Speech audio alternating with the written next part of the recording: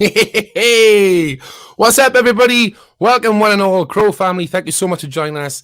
It's Crowcast episode 71, live at 9 on a Tuesday evening. How are we, Ronnie boy? Incredible and knackered. Both. It's a good knackered, or it's a good tired feeling. It's great to be back out on the road. We'll be talking a lot more about that after. But as everybody knows as well, coming up in the show tonight, we've got Cardinal Black. They'll be joining us shortly. We've got Scarlet Rebels as well. We've got Wayne from Scarlet Rebels to chat. It's just been an amazing weekend, dude. I don't even know where to start because I feel like I'm still kind of half in the van, Well, I know where to start. The Crow family. Thank you so much, Crow family, for coming out and seeing us live again, back on the road. We even had a t-shirt saying back on the road. It was so amazing to see all your faces and having hugs and talking, and man, it was just so emotional. The past sort of 4 or 5 gigs, that we've done, from Steelhouse, Bradford. Where were we on the weekend? It's all about North Wales. We were in Buckley and Tivoli. And then Apex, Bury St Edmunds. It was just incredible. What a roller coaster. And I've said it before, like, it just felt like everybody was in the same boat, you know what I mean? And so many emotions in the crowd looking out. It was so wonderful. Thank you so much, Crow family. It was sensational. I loved them. Still on a high.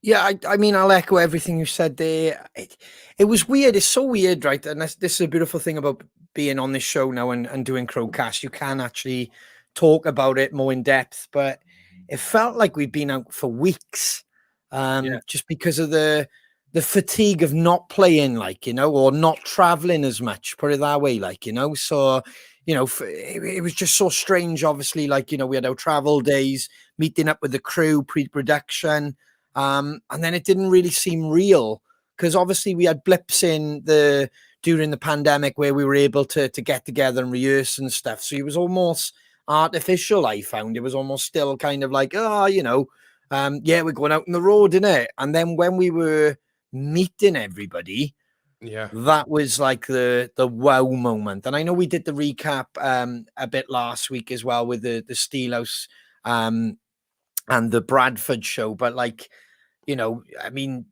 your take on all the words that you said last week were incredible, dude. It was just so emotional. And then a week later, it was exactly the same again. It was just carrying on that electricity, as we keep talking about. The turnouts were just magnificent as well. I've got to say that, especially, I know there's a lot of people out there at the moment, and they're worried and they don't want to kind of do the testing and stuff like that. But, we want music to thrive, and it was beautiful for us meeting up with crews and stuff, because it's the same with them. They've had to do different jobs over the last 18 months to try and survive. So just to get out there now and have that bit of normality was like, it was just immense, wasn't it? It was, bud. And what I found, the difference between gigs before the pandemic and after, like, everyone's always goes to a gig and enjoys it and stuff, but like all eyes, do you know what I mean? All eyes were on the stage. There was nobody kind of turning around and chatting away. They were jumping with their friends, or they come out to the gig with, and I just felt all eyes were on us. There was such a force. It was such a connection. I've never felt anything like it on stage before. And I think that's just because everybody was in the same boat. They were so happy to be in that moment. And it was amazing. If I was going to continue for the rest of the shows, for the rest of the year, next year, God help us. Look out. Yes, it's a special time now, man. I mean, you've got to appreciate what you didn't have. And I think from being in a band, you appreciate, like I said, we did a lot of traveling this week and we were laughing about it. But part of you in your mind was thinking, well, hang on a minute. We could easily be back in that dark cloud where we were, where they weren't available. So the crack amongst the band was brilliant. Top banter. And then obviously being back out on the road with other bands as well was immense. Just catching up with them. We got to do a few shows with the guys from Empire who've been on previous Crowcasts. Yeah. These Wicked Rivers, which Yeah. they had a blinder of a show as well, like, you know, and when we went to the Apex, it was just a long string of a lineup when we got there, from, you know, Pistons to even Florence Black, which we managed to see as well again, and obviously off the back of their new track and stuff. It's just such a good buzz being back on the road. I know we keep Yeah. saying that, but you know, that's why, Shane, we had a t-shirt made, mate. Genius.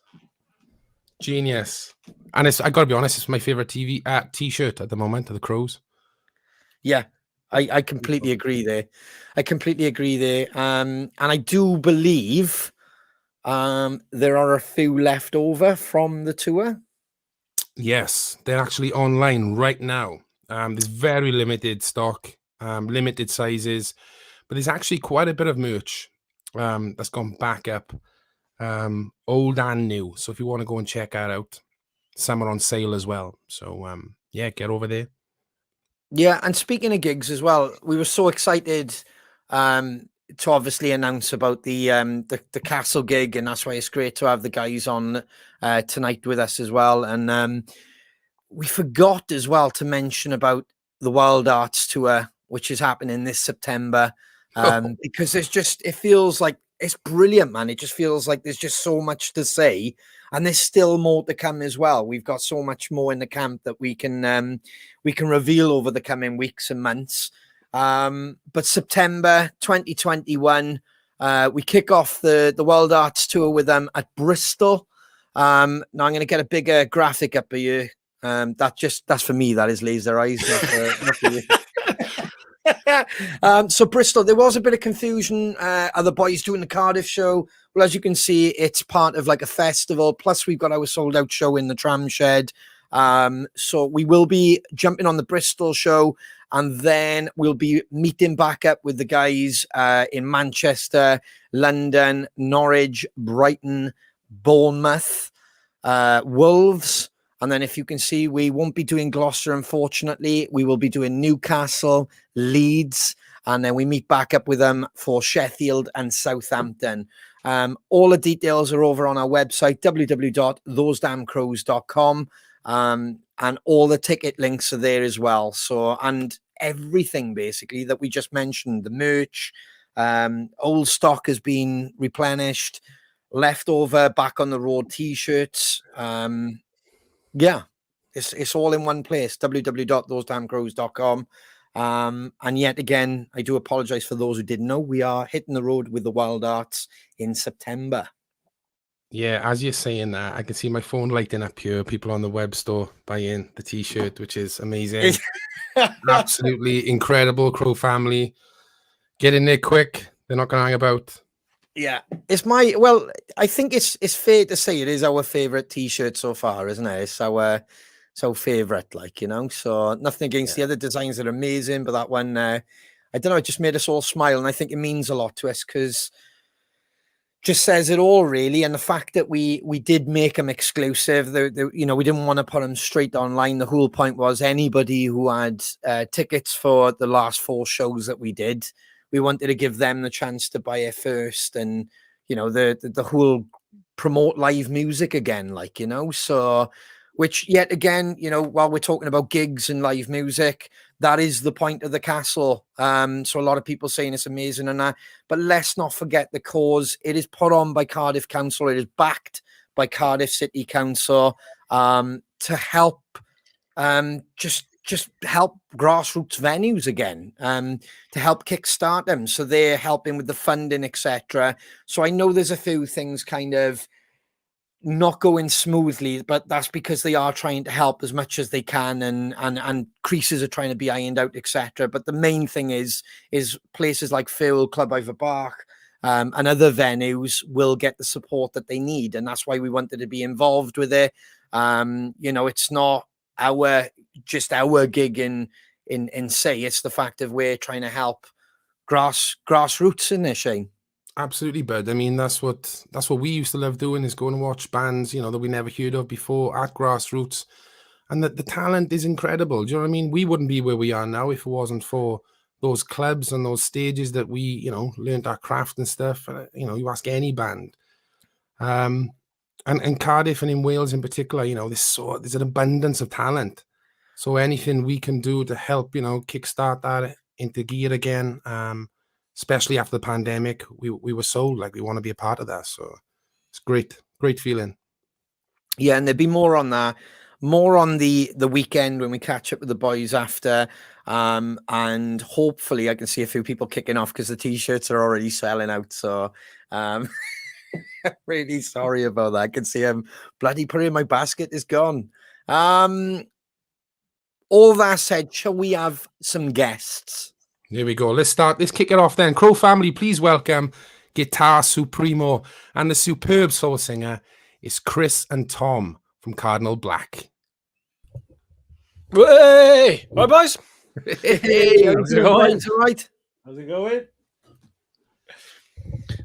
How's things, all right? Yeah, can you hear us all right? Yeah, we can hear you, boys. Tidy. Were you two in, lads? Oh, Abbakhan. Best place in the world. Up the road. How's it been, boys? Thanks for having us on. And hey, anytime. You know what I think of you boys. Every week, incredible musicians. I'm loving what you're doing, boys. You've literally burst onto the scene with your EP, which is absolutely banging. Oh, thank you, bud. Get out of here. All right. We're just happy to come and play with you guys. Thank you so much for having us there. Nah, man, it's gonna be great, dude. I mean, we try to keep it Welsh and stuff, and you know, up and coming bands and having you boys on there. Your sound is great, boys. But this isn't a sound that's happened overnight. You guys have known each other for years, right? Yeah, got to be at least 6 weeks now. No, we were saying earlier, I guess this band kind of has its roots in a kind of band we were in donkeys years ago. It was Tom's uni project going back 2009, was it? Something like that? I don't know. Long time ago, whatever. And yeah, we did a bit as that band. I was saying we were a blues trio, essentially. We somehow ended up at Sonosphere on the Jägermeister stage. Did a bit of stuff out in the US, and it all kind of fell apart then. The usual sort of bullshit, really, creative differences, all that kind of stuff. People sleeping with each other's wives, and it's taken 10 years to get over it, really. And just I think all the time that we had on our hands with lockdown, it just sort of made sense to do it now, and just kind of bury the hatchet. Not that there was a hatchet to be buried, really. Maybe like a shovel to bury or something. So in his forehead. Yeah. But no, it's the response so far has just amazed us, really. I mean, like I said, it's kind of been, I guess, the lockdown kind of gave us this sort of grace period, really, of being able to kind of quietly build it in the background, without having to kind of feel like we had to rush it to go live. I think everyone's done that in the past. You go live with a band as soon as you've had one rehearsal, and you have to kind of do the whole coming soon thing, we'll have a website soon, or we'll have a name soon. Yeah. But it just gave us this sort of time to just kind of quietly build everything in the background. So when we went live with the first single, there was already the video for the second single. There was already the EP written and recorded. So everything's kind of been a little bit more considered and planned, I guess, than we probably would have been capable of if we'd all had the normal amount of things to do. But I think lockdown just gave us this sort of nice kind of little period just to focus entirely on the band, I guess. So do you think the band would have happened if it wasn't for the pandemic, or? I guess so. Whether it would have happened, bollocks. Whether it would have happened when it happened, I guess, is another question. I think it probably would have. I think, us splitting up in the way that we did 10 years ago, whatever it was, sort of left this sense of like unresolved, I guess, for want of a better phrase, where there was all this material hanging over, and just this sense of, what, not necessarily what might have been, but, we ought to just finish it at some point, even if it's just for ourselves or our family or whatever, all these people who were kind of there at the time and wanted to hear it, let's finish it for them, if nothing else. But so I guess it would have happened, but I think the pandemic just sort of, like I said, just gave us this nice little period just to focus on it quietly, be building up the rehearsals, be building up the material and the content and everything else, so that when we went live, it was a bit more of a kind of impactful bang, I guess, rather than the usual sort of drip feed that you have to do if you're a new band ordinarily. So, yeah. From my point of view, it's been more that I got an 11-month-old baby. and a 3-year-old Lakeland Terrier, both with explosive diarrhea this week. So, to be honest with you boys, anything to get out of the house and get in a rehearsal studio suited me. So we're about 10 grand in the hole and about 6 months of our life just so I could get out the house for a Friday night and rehearse. But that's a good reason. Yeah, exactly. Yeah. Yeah. In all seriousness, the geography plays a big part because me and Chris, we don't live very far, and Adam, the drummer, who's an equal part in this and has been, from day one. We don't live very far from each other at all. I guess it's very similar to you guys. I guess everybody that doesn't know South Wales Valleys doesn't understand that it's crammed in. So we see each other all the time, regardless of the band. And I'm a big fan of Chris's other band, Buck and Evans. And, so it would be either going to his gigs or we're just friends, right? So we see each other on a weekend and have a pint and we see the babies and whatever. So it always made sense. And I think there was just a lot in the tank in terms of songwriting and if you've got Chris hanging around, you try and use him, right? I mean, he's very good, and it's nice to roll him out on a stage every now and then. Yeah, he's not bad. He's not bad. So, what was the songwriting process like? Did the songs come quick, like straight away? Was it stuff that you'd worked on before and you've kind of regurgitated, or what? Yeah, a lot of I guess it's one of those first album syndromes, isn't it? Not that we're quite at that level, but it's, the first album is always 10, 12 years in the making, I guess. But so there's a lot of old material there that's been revamped to stop it sounding like it was, 2010. But on the EP, I guess it's probably a mixed bag of older and new stuff. And then in terms of new stuff, it can actually be really sporadic. We all tend to write everything in the room, and it can be, noodling around on something. Maybe I got a little lyric idea. Maybe Chris has got a riff. Maybe Ad's got a beat. And all of a sudden, kind of in the length of time it takes to actually play a song, we've almost got one in the making. So, but for every 20 ones you write, one makes it. And I guess what's really been crucial to us at this point is that, we've started working with a couple of people now, but right at the start, we were kind of essentially free agents, and if nothing else, it gave us the freedom to set our own bar and try and clear that bar with everything we do. So whether it's online content or whether it's in terms of videos, whether it's the audio, whether or not it's the songwriting, and hopefully it's of a certain standard, and we're not just pushing shit out because we can, essentially. But so it's very much. There's older stuff and new stuff, but the new stuff tends to come quite flowingly at the moment. So long may that last. So you've got quite a bit of material then, have you, lined up? Yeah, I guess there was a lot of stuff left over from the first kind of iteration of this band. I think some of it we've revisited. It's a weird little test, I guess, a lot of it as to whether it's kind of stood the test of time almost. These tracks that we were maybe enamored with 10 years ago, you play them back and you kind of jam them and think, oh, maybe that wasn't quite as good as we thought it was the first time around. Or conversely, some stuff that we weren't necessarily entirely taken with the first time around, we'll play now and be like, oh, that's actually better than I remember it. Or that section is banging, that bit not so much, so we'll take that bit and use that in this or whatever.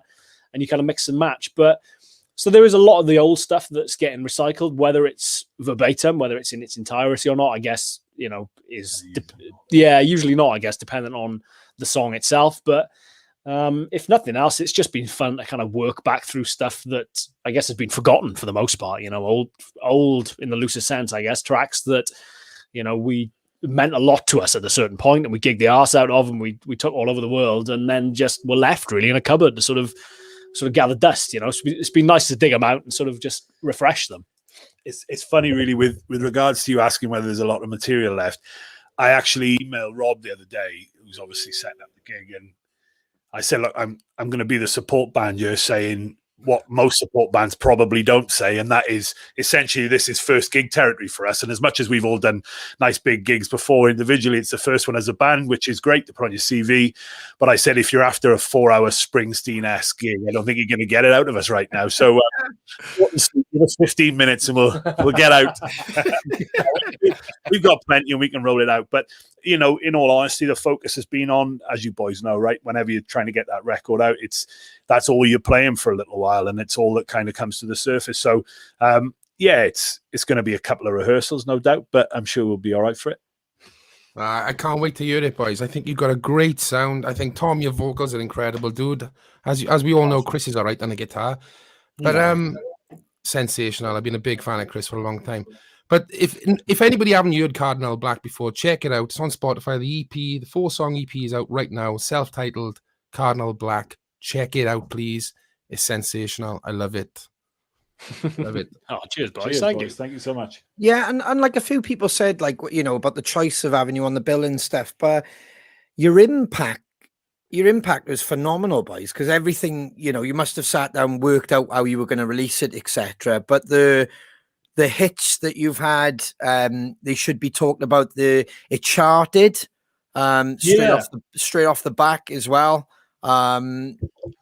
You know, so it wasn't like you were just handing out a slot to your mates. It was like, if anything, we wanted to be a part of your journey as well, like, you know, because the first thing we did, I can't remember where we were, but we were feeding your video around going, check that out, you know, bloody hell, look at that, you know. So it was a case of, I do believe, you know, you've all earned your way throughout the industry for years, like, so for anybody who's thinking, oh, a brand new band, you're all extremely talented at every area, like, you know, and it was the songs more than anything. The song spoke for itself, like, you know. It was just, you did that in, am I right? Was it in KK's or was it somewhere else, the video? The video was up in Ratio Studios, up in, bloody hell, good question, Abbakhan. It was in, they used to be in Merthyr and then they moved. But we basically wanted somewhere with a massive old video wall. And past that, we hadn't really thought what we were going to put on it.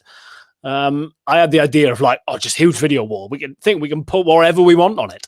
And then I think it was Tom that went, oh, great, what are we going to put on it? I was like, I don't know. Just we got a video wall, put an Arsenal match on it. It don't matter.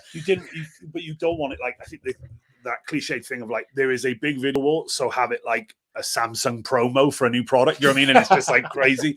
And I think it was impactful to have, you know, I can't remember. It may have even been Chris Watkins who filmed it, but that idea of it just being, use it as a backlight, you know, and so we can be silhouetted a little bit. In fact, I know Chris took a hint from another video that was completely different genre and stuff, but the style was pretty much the same. And we managed to do it in not in one take as in first take, but in one continuous shot. And yeah, again, it goes back to that idea that you see, and I'm not knocking it for a second, but you see other bands that, you know, are starting out and it's kind of trying to hit those definite milestones that everybody in the industry tells you that you should do. And one of those is obviously try and make a music video, and it's, you know, stood in your back garden playing drums in the rain, and it can be really difficult to make it look good. And actually, so we're blessed that we have a friend in Chris Watkins that's done a lot of kind of stuff with us and helped us try and kind of form that direction. But it was honestly, the main thing was, we're not going to, you know, with the pandemic, we just didn't know how long we would be not being able to play live for. So everything needed to have a real hint of, this is kind of almost what we look like if you came and see us live. So whether it's that, the second single, Jump In, was on a rooftop playing live, you know, and just to tick all of the stereotypical cliches. But, you know, you guys obviously being as established as you are and already having stuff lined up, I guess, I don't know, I'll ask you, but I'm guessing it was the turnover, the live stuff has come back a lot quicker. Whereas with us, it's, you guys are offering us our first gig because nobody knows who we are, relatively speaking. So yeah, we needed to kind of make sure that everybody had some idea. We couldn't be too arty with it. We couldn't have us, you know, I don't get it, you know, so it just needed to be kind of straight down the line, I think. And it was kind of what we look like if we play live. So yeah. Yeah, but was that coat heavy and as warm as it looked, Chris? See, that's out of all the bloody questions about a new band, that flaming coat is what generated the most bloody interest. I know that. That's why I said it. Oh man, it's I'm gonna auction our off at some point. For myself, my own proceeds, just to buy another more extravagant coat. I think my nan wants it back. Yeah. The best comment we had on that video was Chris wanted a small coat with an unobtrusive collar, but he went for the next best thing. But yeah, it's yeah. No, it's a great video, great vibe. Oh, thanks, man. I totally got it. And as you said, Tom, it just makes sense. That was a perfect sort of, here we are, Cardinal Black. This is what we do. It just worked, bro. I loved it. Like you said, you know, it's that in lieu of gigging, really. Obviously, nothing happening, at least when we released that. Gigs were a very distant prospect, you know. So we thought, well, at the very least, this has to be able to give people a sense of, oh, this is what they look and sound like live, you know. So when when that time does arise, then it's not like a totally alien concept to think, oh, we could go and see these live, so it's not like gorillas or anything. So Yeah. but I like, Ronnie, just like on your point of it was kind of out of the blue, but it seemed set up. Like, thank you very much. And it was that, again, it was, we've all been in bands when we were, 18 and knocking around in kind of dad's garage. And it was like, let's just get that ball rolling and hopefully things spark. And I think we've all been around a little bit too long to realize that isn't the case. And you need at all points, we were talking just before we came on how impressive this setup is and how much work and effort goes into it, because we get it and we would know that, right? So kudos to you guys. But unless you're putting, the game has changed now and you become kind of production companies, and unfortunately, fortunately, say what you want, where the music almost becomes the marketing tool to get people to live gigs. And we kind of had a sense of that. We put a 6-month out mark and basically said we need to feedback from that 6 months and have a road to releasing the first thing. And Shane, you were saying about like how much material have you got? We initially thought, do we put out a full album first of all? And like literally on day one, an album drops and a set of live dates dropped. Obviously the live date thing was pulled away from us. So and then we thought, well, actually, there's a big chance no one will like it, and we've wasted a lot of time and a lot of money trying to put an album together. And B, let's kind of chill out a little bit and put a taster out, which is what hopefully the EP becomes. And then you've obviously got something in the lineup for hopefully not too far distant. So yeah, it was definitely a conscious decision. Even things like the timing of the pandemic, we were trying to guess when live dates would start coming back. Yeah. So we were like, okay, if we peak too soon, people will lose interest by the time we can start the gig. And if we leave it too late, you get saturated by the much bigger, much more established bands that have all been able to sit on their hands for 18 months and all of a sudden go, boom, here's a, whatever, Foo Fighters album, and nobody cares about you anymore, right? So it's trying to get that timing right. And yeah, hopefully we did it and it was somewhat impactful. But like, he's never going to say it because he's Mr. Modest, but we weren't a nobody band because we had Chris in the band. So immediately Chris has got 130,000 YouTube subscribers and the same on Instagram. And so we need 10% of that crowd to come across and like it. And all of a sudden we're doing very well. So I would be, complete idiot to sit here and bullshit and say, so everybody must absolutely think the sun shines out of my ass. It's hopefully we've got material that suits Chris and that Chris doesn't, immediately look like sticking out like a sore thumb, and we're able to keep up, frankly. And but also, yeah, we'd be totally remiss to try and not kind of course, work on that and build on, his already incredible platform. So yeah, we were kind of out of the blue, but not really, I suppose, in that way. But I think like what came out of our camp is that's the whole point of this. Like, we've been totally transparent and totally honest. We had Chris on early on, and we were grateful for him to come on and have a chat and, shower him with praise because of everything he's been doing in the guitar world. About it. I know he doesn't. So the more we do it, I know how uncomfortable he feels. It's great. But one of the big things about you playing the Castle with us was a lot of bands have like gone, do you know what? I'm not going to do anything at the moment, and this is a really shit time, and I just won't bother, wait for everything to kind of kick off, and then I'll get active.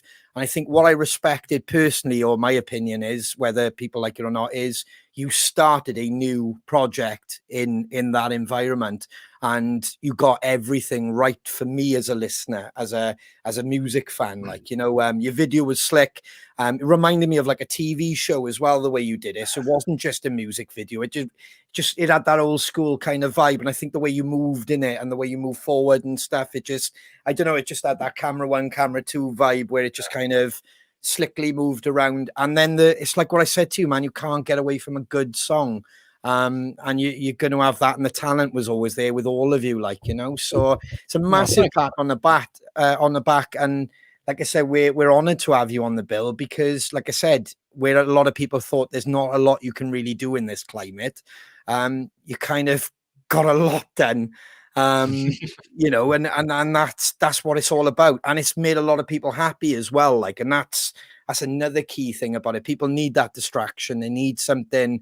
Yeah. And you've given them something new to listen to and something new to look at as well, which is just vital. Where people are saying, music's dying and the music world's you're bringing out something fresh, something new, something positive, which that doesn't mean it's dying. It means it's growing. Yeah. You know, so No, thanks, you know, man. It was the timing of it, like Tom said, was a very conscious decision. The concern I had, I guess, from the off was, is this a stroke of genius doing it now when nobody else is doing it, or is nobody else doing it for a reason? and you're going to find out what that reason is when you try and launch a band, and everyone's like, "What the fuck are you doing?" You know, it's a pandemic going on.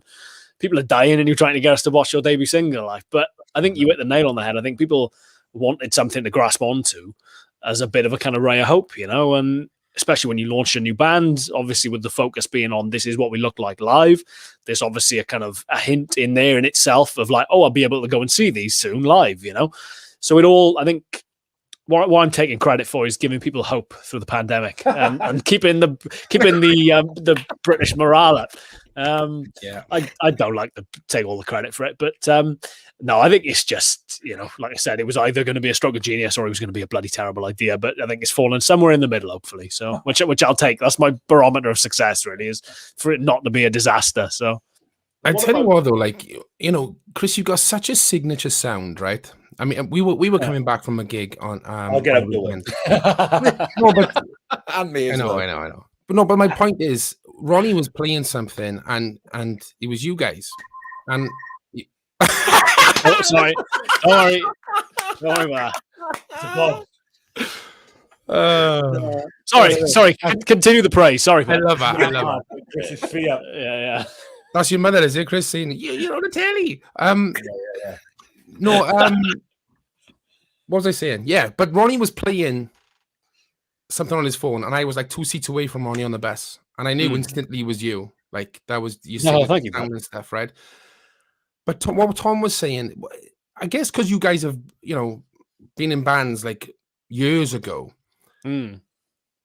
Chris, you've obviously raised the bar, as Tom said. But there has to be a little bit of pressure that the guys around you have to be, as you said, Tom, on the same level. And when I saw the video, it was instant. It was like your guitar playing you the song, but your voice, Tom, sensational, brother. It's so soulful, and it's exactly what the vocal I would expect to hear, you know, with Chris's playing. You know what I mean? It's the same with Beck and Evans. I mean, coming from you, that's massive, and thank you very much because you got a great voice. But in fairness to Chris, like, it was less, you know, we even, I hope he doesn't mind me saying this, but we were at a point, I think we've always seen it, me, him, and Adam, and now obviously Sam's playing bass for us, and I guess we'll get on to him in a second, but like the three of us who have been together throughout this time have always, it's strange when you see your best mate go up like as quickly as Chris has gone, and rightly so, and because Chris is just Chris, and he's the guy, you know, full of McDonald's wrappers in his footwell in the car, driving with his knees, you know, and like, because that's, of course, right? Because like, that's your mate. And so when there was no pressure, because when we started doing again, like, and we've always kind of knocked around, like, there's no shame in this, but we've always knocked around doing covers and stuff because it's going to pay the bills. And so like, it's not like we just haven't played together for 10 years. And so there just kind of was no pressure whatsoever. And I think, you know, but the person that kind of takes that pressure off is Chris, because he was the first to say, I don't want it to be the Chris Buck show. Do you know what I mean? Which is, you know, it's great because it takes the pressure away. And he's the first almost to say, we wind him up saying, right, and now it's time for a 4-minute guitar solo. But, you know, there are tracks that will no doubt be on the album that will, if at all, have a, like, Where'd You Go? One of the tracks on the 4-track EP is, you know, it's minimal in terms of any kind of solo. There's a little bit of outro, but, you know, and then that's the one that BBC Wales pick up. So there's a hint in there. Yeah. So less is more, Chris. Take note. But you think to yourself, like, I guess there's not much in terms of ego at all, and so it is easier then. You don't have to fight this idea. Like, and Chris has also very sweetly said, you know, in the past, well, okay, my profile is big at the moment, but I would imagine soon that the band will overtake that if things continue to go on an upward spiral, because as good as a guitarist that Chris clearly is, you guys get it, right? You get it by doing what you're doing tonight. It's a fan base. A band is a central gathering for people to come around. And so I think Chris, of course, you know, has played in bands. I'm not saying this is his first band, but as good as a guitarist as Chris is, he will always want the home of a band because it's much easier to get your music out. It's a conduit to getting your guitar playing out. You bang on, Shane, when you say, you know, like, I mean, I'm used to his playing, but you can pick up any record or any piece of music that Chris is playing on and instantly know it's Chris. And that takes 50 years to do, and Chris has done it in 5, in 10, whatever. And so he's very clever with that. But whatever, enough about him. But it's that banter, isn't it? It's that connection you guys got and make it, I guess, as you said, no pressure. It's just playing with your mates, and the talent is on the same path. That's the thing for me, at least, is like you said, it's playing with your mates first and foremost. Like Tom said, we've all kicked around in different bands over the years, doing weddings, doing funerals. Would celebrate any religion for the right price. But it's just, we're mates first and foremost. We've played together for donkey's years. We know each other's kind of the idiosyncrasies of each other's playing inside out. Like me and Rob's drummer, or Adam, I should say, have so many kind of little moments where we're rehearsing and we'll kind of pick up on the same offbeat or whatever. And you think, how cool and spontaneous is that? And then you think, well, it is spontaneous, but it's also 10 years of kind of being ingrained with playing each other. You almost kind of get to read each other's minds. So as much as, playing in a band surrounded by the best musicians in the world must be amazing fun, I think. Far from it in this band, yeah. No, as much as that must be great fun if you're in a position where you were a kind of massive artist and you just get the best person for every position, the kind of best technician. I think there's so much to be said by just playing with the people that you enjoy playing with, you get on with, and they're playing, because I think that's so much more exciting to perform with, and as a listener to listen to when you just your mates playing. It's like Tom mentioned the Springsteen thing earlier. What you watch the E Street Band and they're just having fun more than anything, or you watch any band at that level who've been together that long. First and foremost, it's just a load of guys having fun and really enjoying each other's company on stage. And I think there's such an infectious energy from that is hopefully what you get in a band like ours, where we all know each other. We've all done amazing gigs together. We've all done absolutely diabolical gigs together. You've had that shared experience. You've been bottled and you've been clapped by a couple of thousand people. If you've got that shared experience, you've got everything that kind of goes with it, I guess. So you look like you're about to say something. No, pearl of wisdom. I was looking at the screen thinking, so Chris really likes it hot, rather. And I really like it cold, because you may have not noticed, but I'm a big chap with a massive blood pressure. And my head, compared to his head in terms of colour, it's like I'm going to die anytime soon. I've got a jumper on, but underneath, I've also got another jumper on. Yes. So, there we go. I'd just like to say that I'm not going to leave this planet anytime soon, I hope.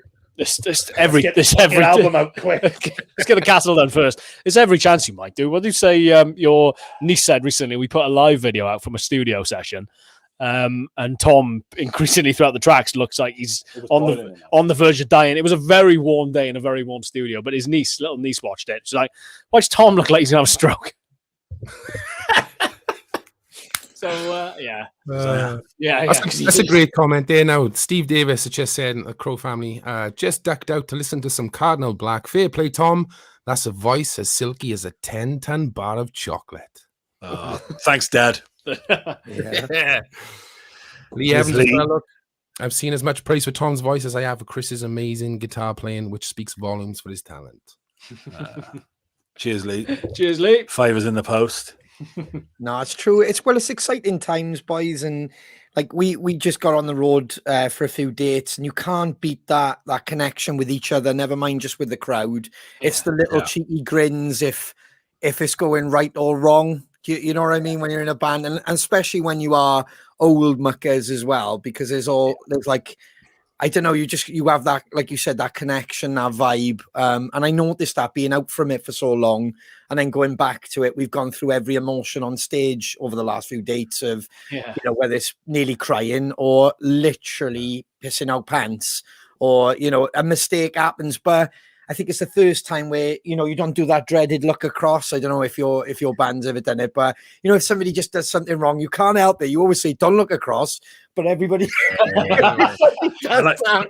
And Chris used to have really long hair. So back in the day when he looked across, it would be like, whoom, and the hair would go round and you can't hide it. Do you know what I mean? The stare. Robsy knows what I'm talking about if he's listening. But it's just that old pedigree of like everybody just fucking zones in on the guy who's done it, or Like if I've been on the drums and I've just dropped a stick or something, you can just feel 4 heads turn around, and I won't look up. I'll fucking stare at that stage and release the song. Like, it's fucking... Have you found it different? Have you found crowds different since? Yeah. You know, coming back, they want it more. I mean, I've seen footage of you guys, and they want it pretty much all the time. But yeah. Honestly, if there wasn't a barrier, I swear to God, they would just storm the stage and they'd be on the stage with us. It's intense. It's so powerful. It's incredible. But I've seen a massive difference. Everybody's face is the roller coaster of emotions. They're crying 1 minute, they're happy the next. They want to rip your face off the next. You know what I mean? It's just it's so intense, and it's truly wonderful. I can't believe how much I've missed it, but it's a different level now. It feels different. And you know, like that, that garage band ethic, like we talked about earlier, where we all grew up and you're jamming and covers and everything. You kind of want that moment in a show, or you create it, or whether it's a guitar solo or the band stop and the vocal line just carries on, or little just a nice little drum lick around. No one wants to hear that actually, but basically you create those moments so that people just go, oh my God, that's incredible. The amount of moments we've had over the past 4 shows, just countless throughout the set, so I think that's a massive credit to everybody just starved and really enjoying every single song, but and to you guys, because you can't just be anybody and do that. Like, you've got to have a presence and a show, and you've got to be able to feedback, I think, to what's brought by the crowd. So, it's credit to you guys as well, isn't it? I think, funny enough, I was talking about this with Tom the other day, saying, like, for you guys especially, I guess you were like kind of building and riding the crest of this wave prior to the pandemic, and then the pandemic hits, and as much as it's the kind of great leveler, I guess, in that it wasn't just one band had to stop touring, every band had to stop touring. So I guess nobody knew how everything was going to emerge out the other side. Was it going to be exactly as it was before, or was it going to be every band that was doing well prior to the pandemic nobody cared about anymore, and it was like a new wave of bands that come through? But for you guys to just pick up the mantle and start doing the Crowcast and keep that energy and keep that buzz and keep engaged with your fans, I know so many bands and so many artists who just haven't bothered with that kind of stuff. And I guess I'm kind of lucky in that I've always had the YouTube thing long before the pandemic. So irrespective of whether I was allowed outside my house or not, I'm still coming to everyone's house who watches my YouTube channel every Friday evening, So I already had that thing. But for you guys to just go, right, switch tact, we can't gig, we can't do this, we're just going to be kind of doing the Crowcast every Friday, is just bloody genius, And me and Tom were talking about it prior to coming on, just everything is so slick, and I've no doubt it's got better while you've been doing it. But everything is just so slick, and it's so much effort goes into this, which is what people don't appreciate, all right, as Tom keeps reminding me, making videos and digging coal, is it? It's not the hardest thing in the world, but there's still a lot of effort goes into this sort of stuff. Yeah. But just genius. Well done is what I want to say in a roundabout way. Also, you've replaced the thing that gigging gives to people, which is that community that we're all in one space together. I'm with you on there are some artists, and no doubt, have been a bit lazy through the time, and fine, and who's judging? This is it's an anomaly, right? It's a pandemic, and you spend that time as you need to do it.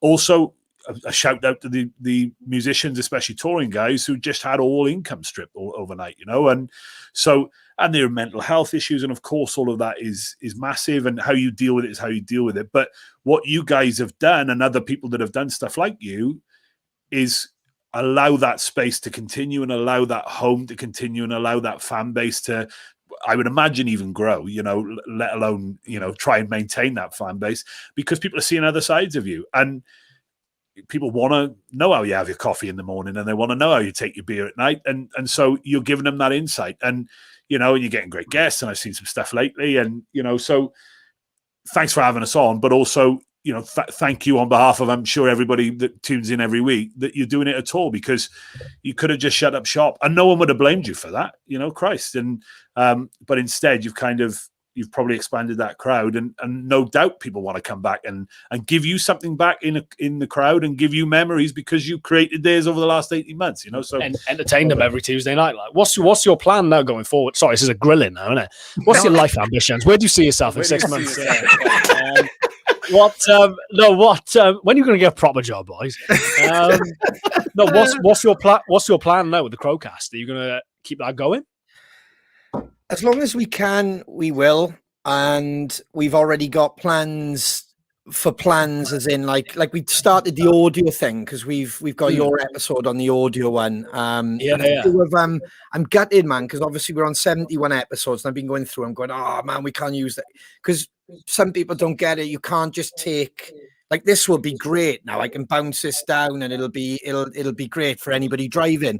But like some of the earlier ones, it's as you said, Tom, we were learning as we were going, so we never thought of the audio side of it. So you know, like that's how we do like camera checks and mic checks, and there's no secrets because that's the beautiful thing about like the Crow family. We've told them all like as we're changing, so it has been like our journey and their journey.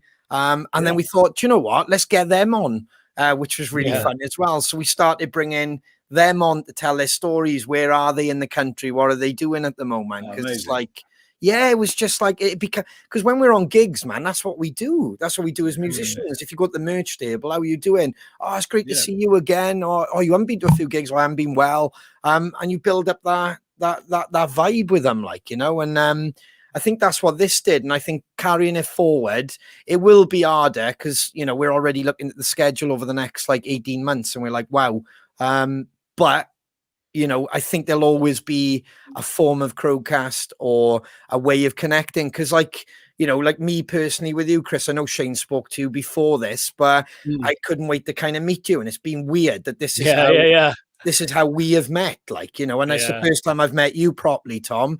And it's like, it's so bizarre, boys. When we did the download pilot, like we met up with Lucas from Holding Absence and Mark Andrews. Now, Mark Andrews, I've watched him umpteen amount of times on bloody NXT or WWE. And then we're in a field, me and Shane are walking across, and the boys are like, hey, boys. And then we walked over, and I don't know, it was weird because we're hugging and stuff. And then I was like, oh my God, this is the first time we've properly met. So I think Crowcast has been as important for like me and the boys as it is for people tuning in, because it's kind of given us that something to focus on, something to keep it going. I mean, Christ, there's a few episodes where I think, oh, did we do that? I think one night we just stayed on for about 4 hours just getting drunk, didn't we?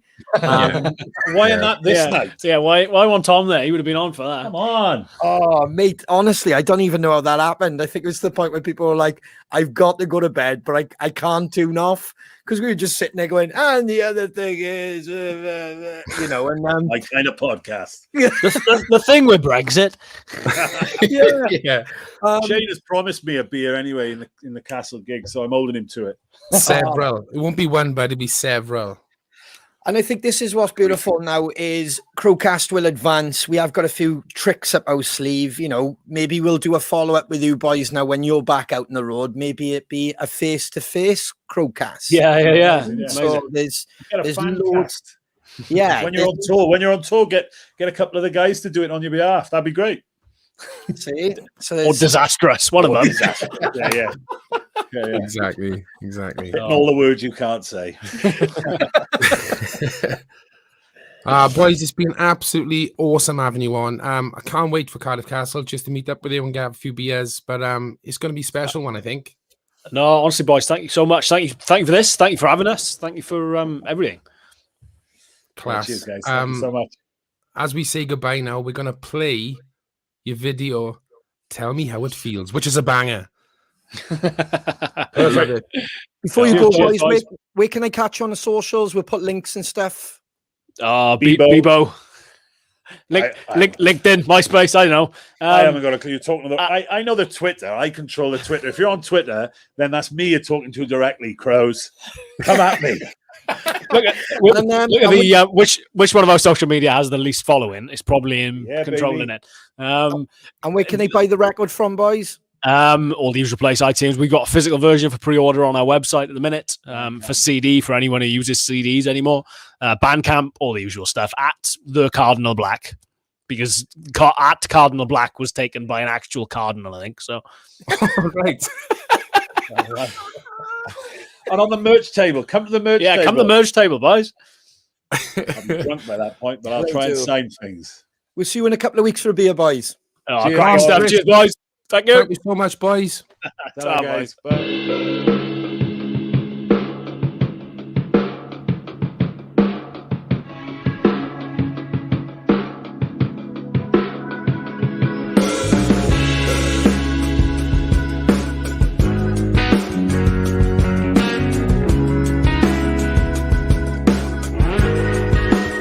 And I've got this feeling that we can't hide or try to find a better reason to unite.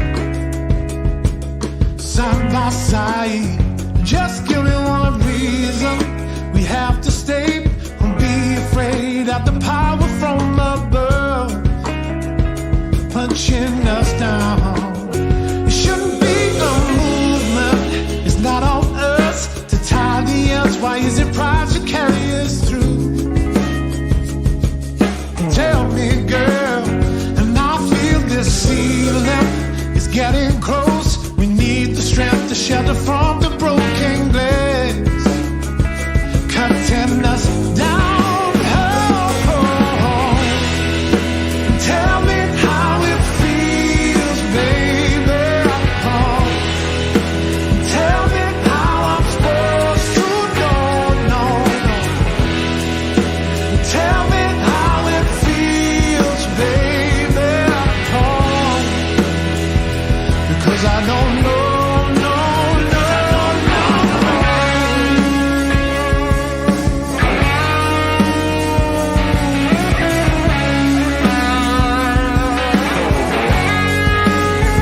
We need the freedom to find the time and to devise a better system for ourselves. To get on top and stop this bleeding, hoping, needling.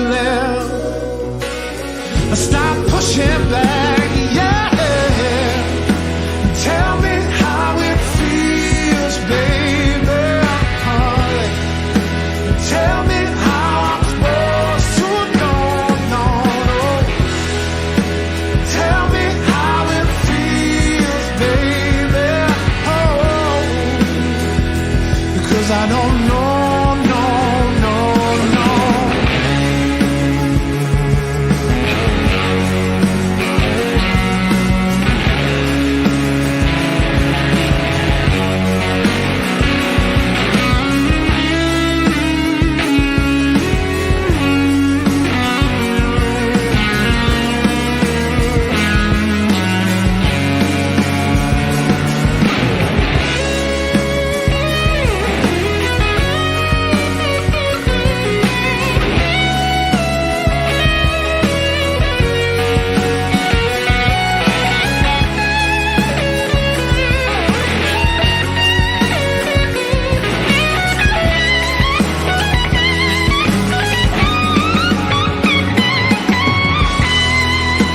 Tell me how it feels, baby. Tell me how I'm supposed to know. Oh, yeah. Tell me how it feels, baby. Oh, because I don't know.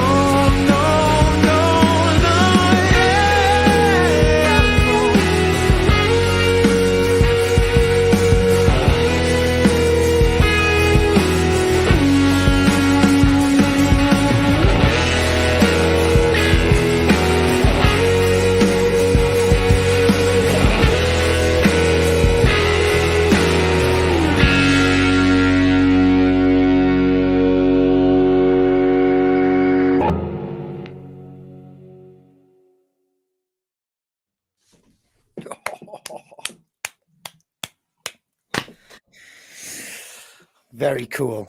Very right. cool. Got me right in the mood, and I was singing like a good one then. Yeah, sipping my beer, just good times, man. And yet again, could have spoke to the boys for hours, so it'll probably be a follow up again. Well, 100%. Because it'd be great to see now what journey they go on. And I know, like I said it in the interview, but we both said it in the van, like it just, you know, it's a no brainer to have them on the bill, to be a part of that, like, you know. And it's just great tunes, great lads, everything that the music industry needs at the moment, like, you know. So I'm Welsh as well, but which is fantastic. Exactly. Yep. Go get that EP. I was going to say MP3. Go get it. Go get that EP. There it is. www.thecardinalblack.com. Brilliant boys. Great bunch of boys. Very similar story to us, but you know what I mean? They were together when they were younger, had the break, come back. You realize, you know, sometimes when you got to go away to come back and realize what you got. So I'm really happy for them. It's a superb sound they got. Yeah, It's and like they've been together for donkey's years. I feel really bad because we were going to dive into Sam, I believe is his name, the bass player, because obviously they said the three of them kind of grew up together and stuff. But Yeah. we'll get into that again. Like, you know, I imagine they'll talk about that on along the way, like, you know. But yeah, you're right, mate. There was so much that they were saying, and they are right. It's such a small little country we've got, so they're not far away. So when we genuinely say they're up the road, they're not far away, and there's just pockets of talent everywhere, and they've really, you know, like I said, worked their asses off throughout the years, and it's nice to see them back as buddies again. And I hope this works. I hope everybody enjoys it as much as we do. And I really can't wait for the castle. Yeah. Food, drinks. Ooh, good food, drinks in the castle. And speaking about the castle, should we have our next guest on? Let's keep it rolling. Let's keep the music flowing and the chats going. Should we have another guest? Here we go. Crow family, please welcome singer and frontman of Scarlet Rebels, Mr. Wayne Doyle. Hello. All right, you are. Hey, how's it going, buddy? Yeah, not too bad, mate. How are you? Thank you for having me on. Bad. No problem at all, bud. Absolute pleasure. Been pretty busy, but with Scarlet Rebels. Yeah. It's been good. Yeah, it's been. You know, we're not selling castles out like you guys, like, but you know, You're on the bill, oh. well, yeah, you know, just yeah. Yeah, first, thank you for joining us on that, but because I know I know you had to sort other things out, and that's a massive shout out to the gentleman who let you boys you know. You know, just minding my own business, and I had like a Facebook message from Rob come through going, "Do you want to? Are you busy on this date?" And I was like, "Why?" And he was like, "We've got this gig in Cardiff Castle with those damn crows," and I was like, "No, we're not busy." And even if we were, I mean, like, it got to the point where I was like, "Look, we'll do the festival. We'll open it up at like 11 o'clock in the morning, and we'll drive to Cardiff straight," you know. But yeah, to be fair, I think he loves you. He was totally cool with it anyway. I should have checked, but I was just like, nah. I would never have been able to live with myself if we would have said no, like, you know. So I was like, yeah, no, we're on this party. So yeah, I'm so excited for it. We're buzzing. It's going to be great, man. Yeah, Alex, go on, bud.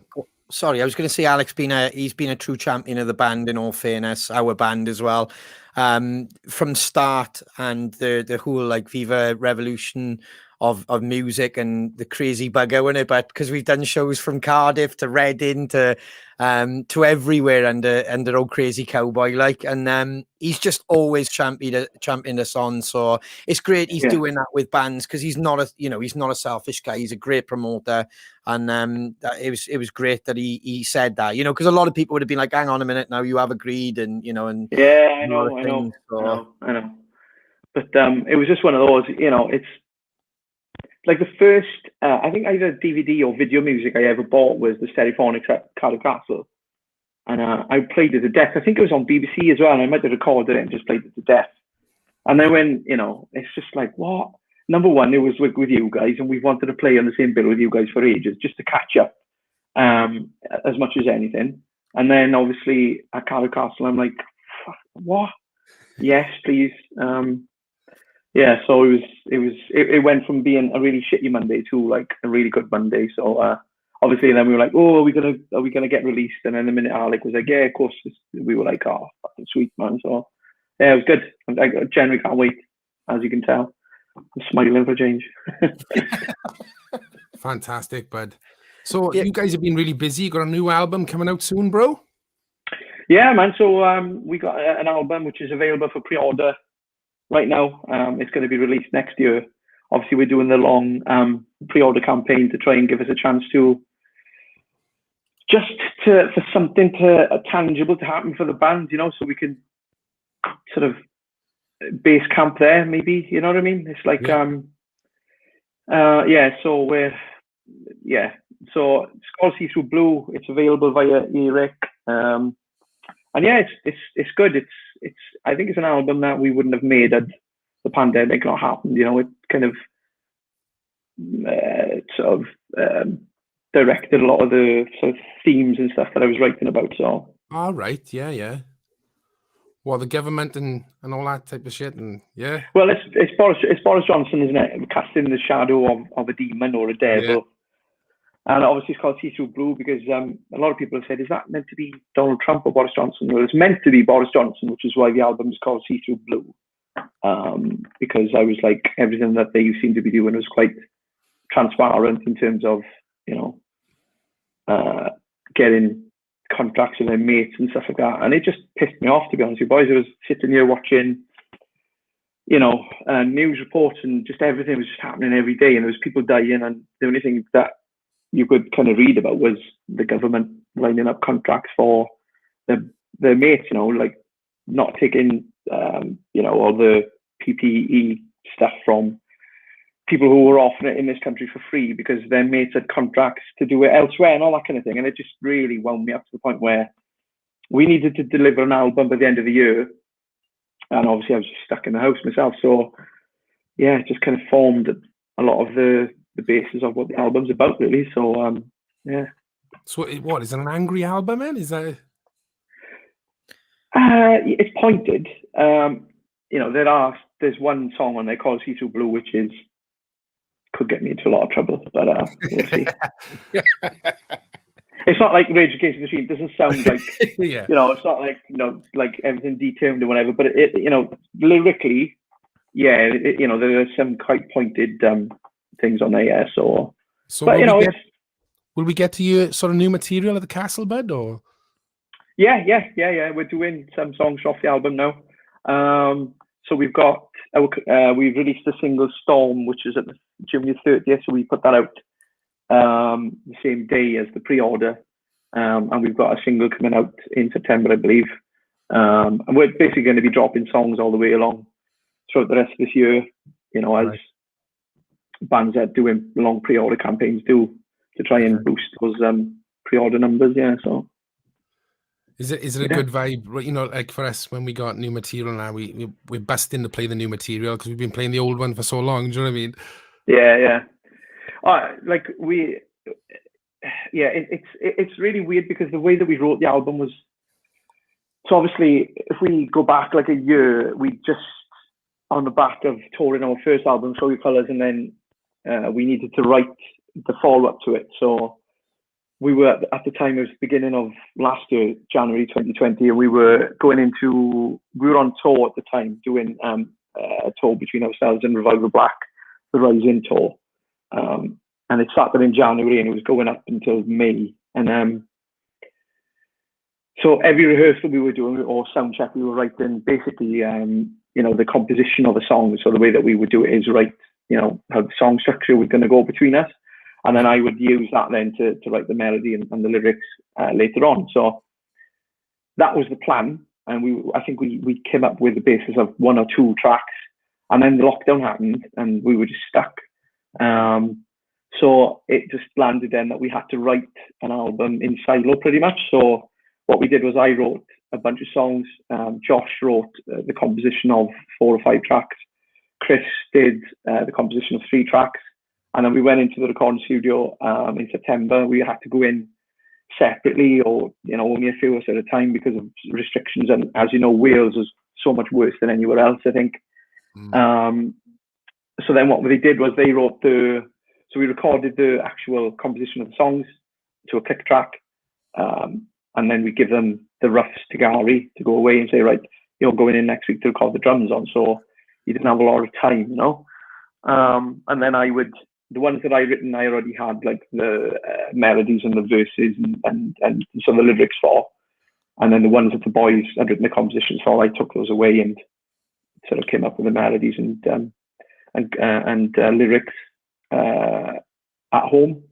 And I just think, like, all that stuff that, like I said, we were watching was just informing the writing process in terms of lyrical themes and stuff, so yeah, I love that. I'm like that.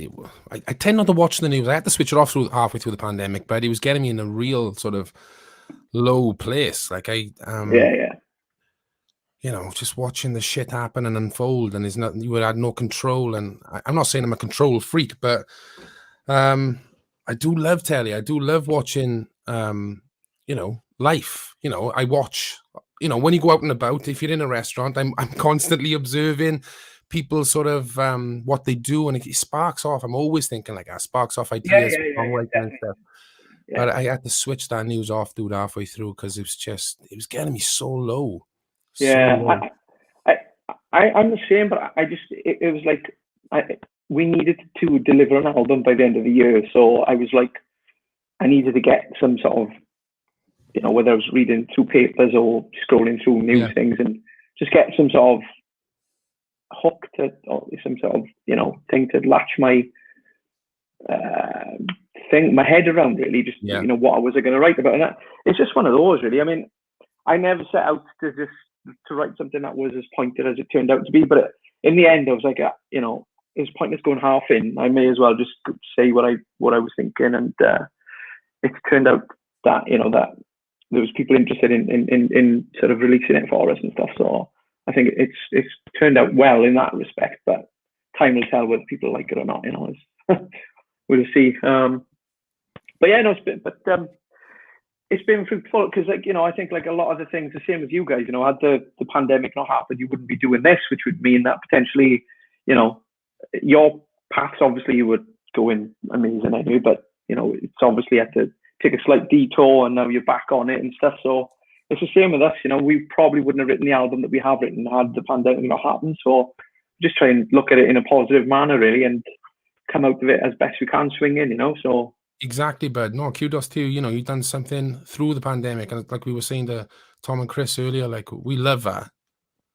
Don't we, Ron?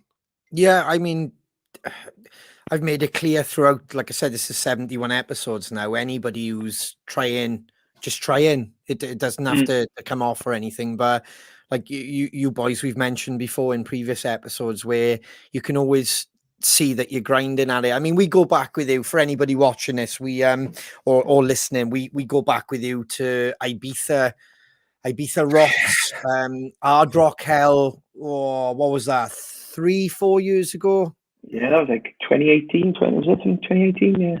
2018, and like we bumped into there, and I was like, oh fuck, I know the name change, which not, maybe a lot of people don't realize, but you were a different name at that point, and you'd gone through the mill. And I'm going to pay you the same compliment as I did the boys on before you, that we know you've grafted, like, we know you've been through the mill.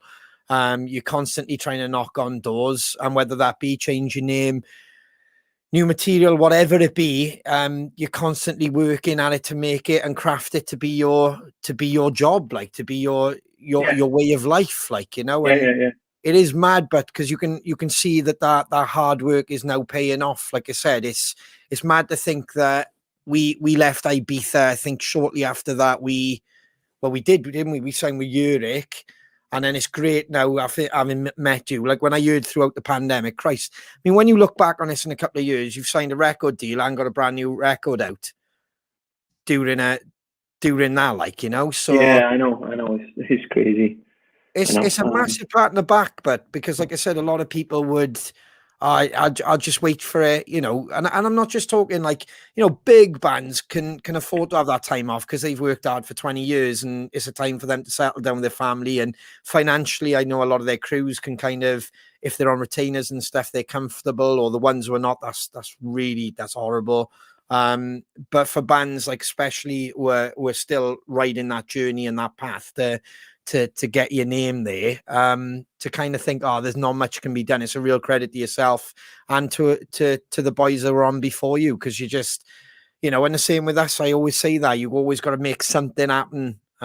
Or Shane have said it as well for years. If you make something happen, something good will come from it, or something like that, wouldn't it, Shane? If you do, Yeah, something always comes from something. Like, so, you know, nothing comes from nothing. Do you know what I mean? It's like you do something. The things that open up. Yeah. The opportunities. That's one thing I respect about you boys is you're the same as us, where you've driven across the country for peanuts, just to play to just to play to 20 smiling faces if we're lucky. Like, let's be honest. So it's mad. You know what, though? It's weird. The weirdest thing, like, we did. It was the back end of 2018. It might have been the back end of 2018. And we went to, we played in Dundee, and we played to 6 people, which were 2 people who would come to see us, and the rest were members of the other band. It wasn't our gig, we were supporting a different band. And we got up to Dundee in the middle of December. It was freezing cold. I had this really weird, we were driving to Dundee, and there's this big bridge. I think we took a wrong turn, and we got over this really massive bridge. And I had this real weird pang to go like, fuck me, we're miles away from home. To this really weird feeling, thinking, oh, fucking hell, where the fuck are we, sort of thing. And we played to 6 people, and on the way back, like, not one of us said, like, what the fuck are we doing? Do you know what I mean? It was like, there was just something inherent, like, inside us all, just to go, this is going to play a part in something that happens later on. And even now we can laugh about it, like, because nobody kind of questioned it. It was, we didn't get paid for doing the gig, you know. We went to Dundee, we paid off all our own back and stuff, and we played to nobody. And just yet somehow it was like, it was always a tiny piece of something that we were trying to work towards. And we've done that for years. I mean, there's Void, because we spelled the name like with a 0, which is the stupidest thing we've ever done. Like, probably any band in the world has ever done.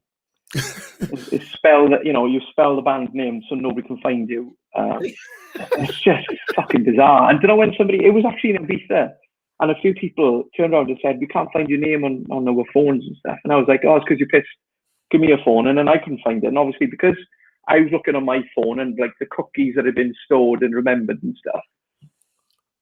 And I was just like, oh, fucking hell, this is a problem, because it kind of, a light just went ding, it just went on straight away. And I got on the plane going back to Ibiza thinking, we have to change the name of the band. We have to, because we're killing ourselves for no reason. And then we changed the name to Scarlet Rebels, and I think we did like 1 or 2 gigs that weekend. It was really weird, you know. We were all a bit like, ooh, the name's a bit dodgy, and it's a bit of a dodgy name. But we were like, we'll just roll with it because nobody else has commented. It's just whatever. It's just a name of a band sort of thing.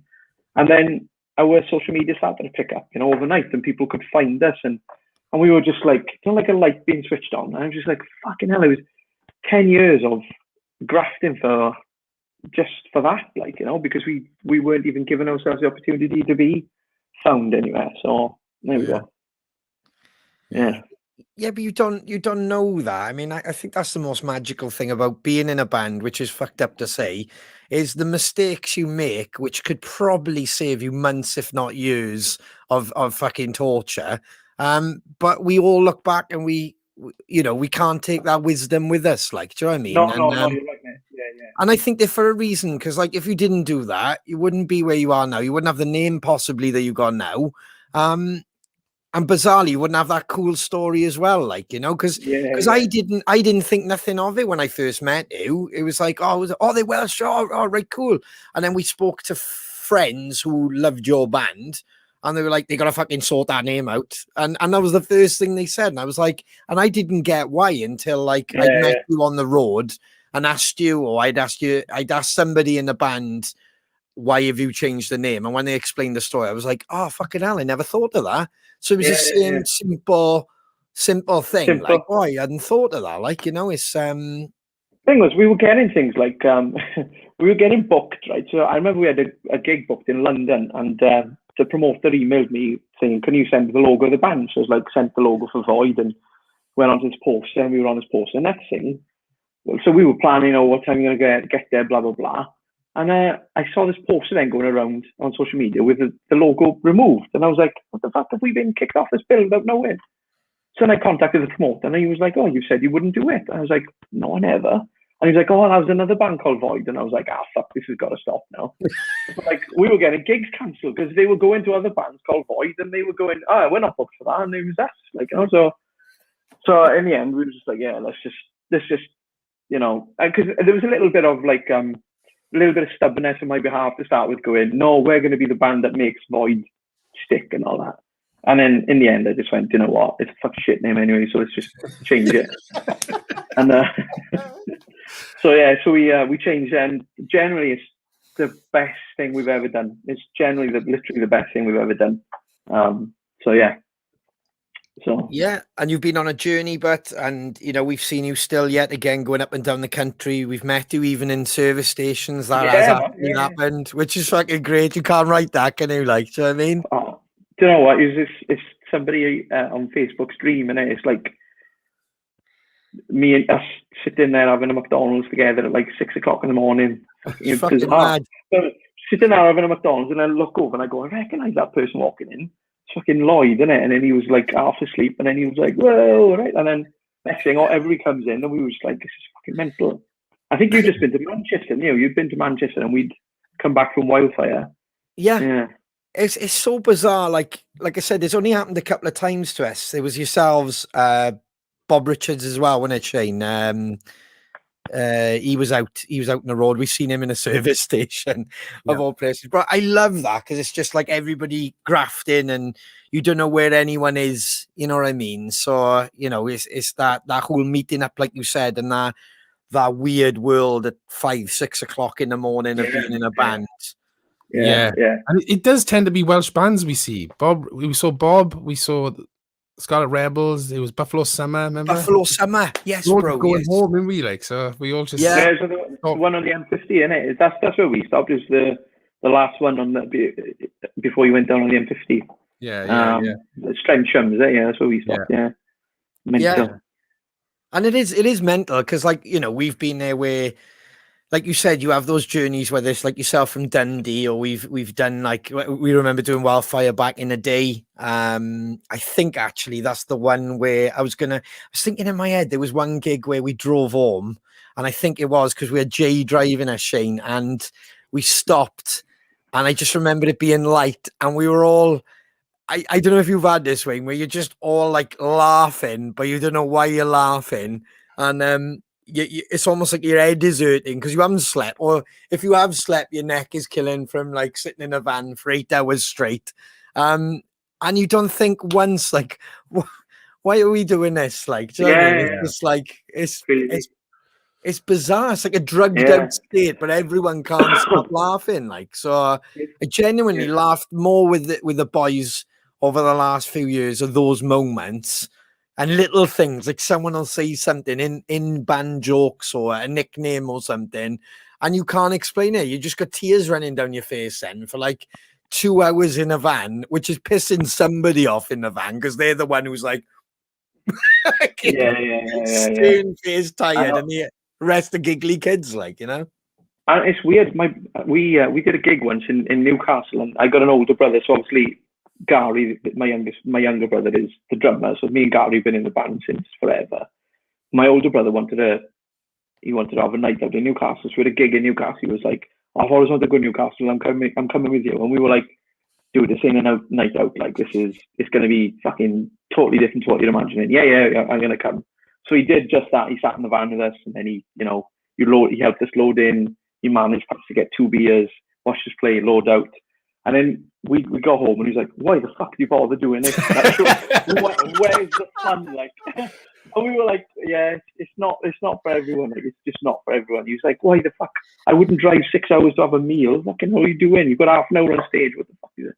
Like, you can't argue with it. But it's like you said, it's not meant for everybody, is it? So Yeah. I remember when we were starting, and we did an interview, Shane. I don't know if you remember. I can't remember where it was specifically, but I remember the person saying, have you got any tour stories or something? Do you remember that? And like we were like, and it was because it was so early on. We had loads from like the past and growing up and stuff. And I remember us talking about random stories of like chickens being kicked down the street in Bonamine and stuff when we were kids, like, you know, playing pub gigs. But Yeah. nothing with the Crows now. There's just so many. There's so many we can't bloody say, but there's so many.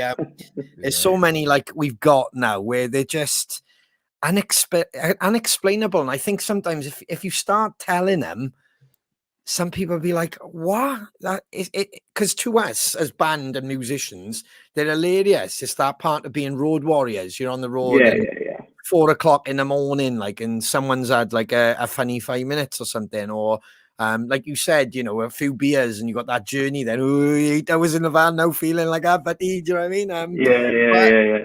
But yeah, it's like I don't know why we do it, but it's worth more than anything, to be honest. Yeah, it is. I think that has given me more, you know, just in terms of life experiences than anything I've ever, you know, been through. Those I wasn't spent in the van with the boys, and you know, people in and out of sleep and whatever else, you know, and stuff, and just singing along to the most cheesy music you could ever imagine. You know what I mean? Just to be able to stay awake, like Neil Diamond and Jimmy Nail and all this kind of crazy stuff on the iPod, just to make sure that everybody's, you know, sort of concentrating on what they're doing driving wise and stuff. And yeah, just those crazy stories, you can say that aren't funny to anybody else, but within that rehearsal room, the 5 of you are cracking up about something so random. You just can't something just, you know, special about those moments that you can't replicate anywhere else. Like, you know, yeah, it's good. It's good. It's like you said, it's just giving me a richer life, I guess. You know what I mean? Without even thinking about it properly. Yeah. You mentioned Neil Diamond then, and I immediately remember that moment, Ron, when we coming back from download. Yeah. See, it's like, yeah, like not the pilot we just done 2 years ago, where we played download 3 times in 2 days, but like we were all steaming and just singing Neil Diamond at the top of our. The shirts were off. We were climbing the fence. The bus stopped because we had to wait for traffic. Oh, get out to the bus. Started climbing the fence, and then the bus starts going off. We're like, get back in the van. He was just and he went Hey, a little bit. there isn't anything better to celebrate with those than a bit of Neil Diamond, like, you know, Fedus. it was. But if anybody would have, well, I think they did hear it. I think that's the fucking problem. The campsite did hear it, but we're, like you said, we're in that in the fucking bus, tops off, and it was just like literally lost in the moment, and then shouting for beer, weren't it? We need more beer. Come on, drive, get us to the hotel. We need beer. And Lover, someone we know who happened to hear us and was like, oh, it's those fucking Crows, it is. She turned up with a load of beers and went, shut the fuck up, from Wales as well. Shut the fuck up. There you go. Shut the van door. We were like, way, and then we cranked it back up then. Hey, they didn't hold it against you though, did they? Because they had you back on the main stage next year. So, hey. Yeah, man. Gosh. But is that where the band are at the moment? It's all good vibes in the camp, obviously. Like I said, you've now signed with Uric Records as well, which helps because you get the proper campaign. You're on the label with ourselves, the Wagons, amongst others. Skin Dread have just signed as well, so it's man. You know that Buck Cherry has just signed as well, because you've got the tour as well, but that's just been announced as well. Am I right? Yeah, man, that's going to be great. Yeah. So, I mean, for us, you know, I mean, those, you know, to be, you know, part of that same, just even on the same roster, it sort of added, you know, brownie points and kudos stars to, you know, to us. But yeah, it's been great. You know, it's been great. It's like I said to you before, Ron, you know, like when we were in Avenue McDonald's, I said, I just want people to hear what we do, and then it'll work for itself in terms of, you know, if what we've written is good enough, then essentially things will start to happen. But if not, you know, we just want to put it in a position where somebody's going to listen to it, you know. Yeah. And that's it. I think in terms of, you know, exposure and stuff, you know, we I don't think we could be in much of a better position, to be honest. But and that comes in, with being able to share stage with you guys and Cardinal Black at the end of the month. It's just phenomenal. I just never foresaw this happening, for us so soon. And we're just so fucking happy to be part of everything. We're like a Labrador with a new ball. You know what I mean? It's like, and we just want to work. We just want to play, and just work our best. Like I said, we got the Buckcherry tour at the end of this year. Touch wood, fingers crossed. With everything goes as we want it to go, so that we can actually get out and that happens. Man, it's just. It's just really positive vibes, like you said. So just hoping that we can do something tangible enough that it sticks, and we can use that as a base ground to start, making our own way up the mountain. So we're just gonna work as much as we can, and that's all we can do, I guess. So. And talking about being back out and stuff like that, we've been talking about our adventures being back on the road, but you boys have been back on the road as well. Is that right? Yeah, so we did we did Love Rocks in June. I think it was one of the first gigs, one of the first festivals that went ahead. So we did that, and that was just incredible. It was just a weekend full of hugs. We've not seen people for so long, and seeing loads of bands and loads of people. It was just really, really, and the weather, it was scorching as well. It was such a nice day down in Bournemouth, and that was phenomenal. That was just so good. It was really, really just nice to be able to have, it was weird. It was like, we were just all of a sudden, we were on stage and we were like, hang on a minute, is this happening? It's like 18 months worth of waiting for this. And then it it was just really positive, amazing vibes coming off the back of it. We came off and then we got asked to go back next year immediately, sub-headline as well. So we've gone up a few spaces just from that 45-minute set that we did. And then we did Savfest in Leicester, or outside Leicester, on Friday night gone, which is a charity, like a festival for Ian's Chain charity, which supports mental health and stuff. So that was really cool. I think Scam were headlining it. So we caught up the majority of their set after we played. Ash and Reach were there, Jack J. Hutchinson. So that was good. And then we went up to Wildfire then on Saturday, and then we came home straight after it. So I'm still a bit jet lagged, to be honest, but it was good. It's been good, yeah. It's nice to see everybody, to see it, like you said, for gigs to be happening again after so long. It's just really, it's really positive. Did you and the boys feel you were out? Did you and the boys feel you were out longer? Like, as in, I was trying to explain it earlier to Chris and Tom. Like, it's weird. Like, I think Shane knows what I mean. It's like, normally, like, this is the best way I can explain it. So when I say to family or friends around, it's only 3 hours away, they'll go, are you mad? Or some people I know will, like, they'll travel 4 hours and they'll have to have a stop or have an hotel or whatever. But like, to us normally, when like Shane talks about being match fit and stamina on stage and that, but it's almost like the traveling as well, because 100%, yeah. We got our stamina bar, like our traveling bar, for example, up to at least like a good 8 to 10 hours of extent, like, a non-luxury traveling and stuff. So anything shorter was like, oh, we're here, 6 hours. Oh, we're here. Brilliant. Oh, is that all? Oh, God, But like, I think the first one was Bradford for us in particular. And well, I think we made a joke about it last week. It was like we were in a paradox, but when it was like we looked at the old Google Maps and it was 4.5 hours. It was like, no worries, I'll be easy. 7 hours later, it was unbelievable, Red. Like, wait, it said on the sat nav 16 minutes to your destination, right? That's 16 minutes, but that was like 3 hours. I couldn't. It was the longest 16 minutes of my life. I couldn't believe it. Yeah. The worst one as well, and check this out. So Shane, me and Shane travelled up together, and the worst one was we were talking away, or we said something, and I just looked, and he fucking knows me so well. He was like, "You haven't taken the turn in a minute." I was like, "Nope." I was like, "Don't worry, everybody loves a detour. It's only 16 minutes, Shane. It's only 16 minutes." 3 minutes late, I'm fucking tamping. I'm paying £11 toll out of my own money as well. I'm paying £11 toll.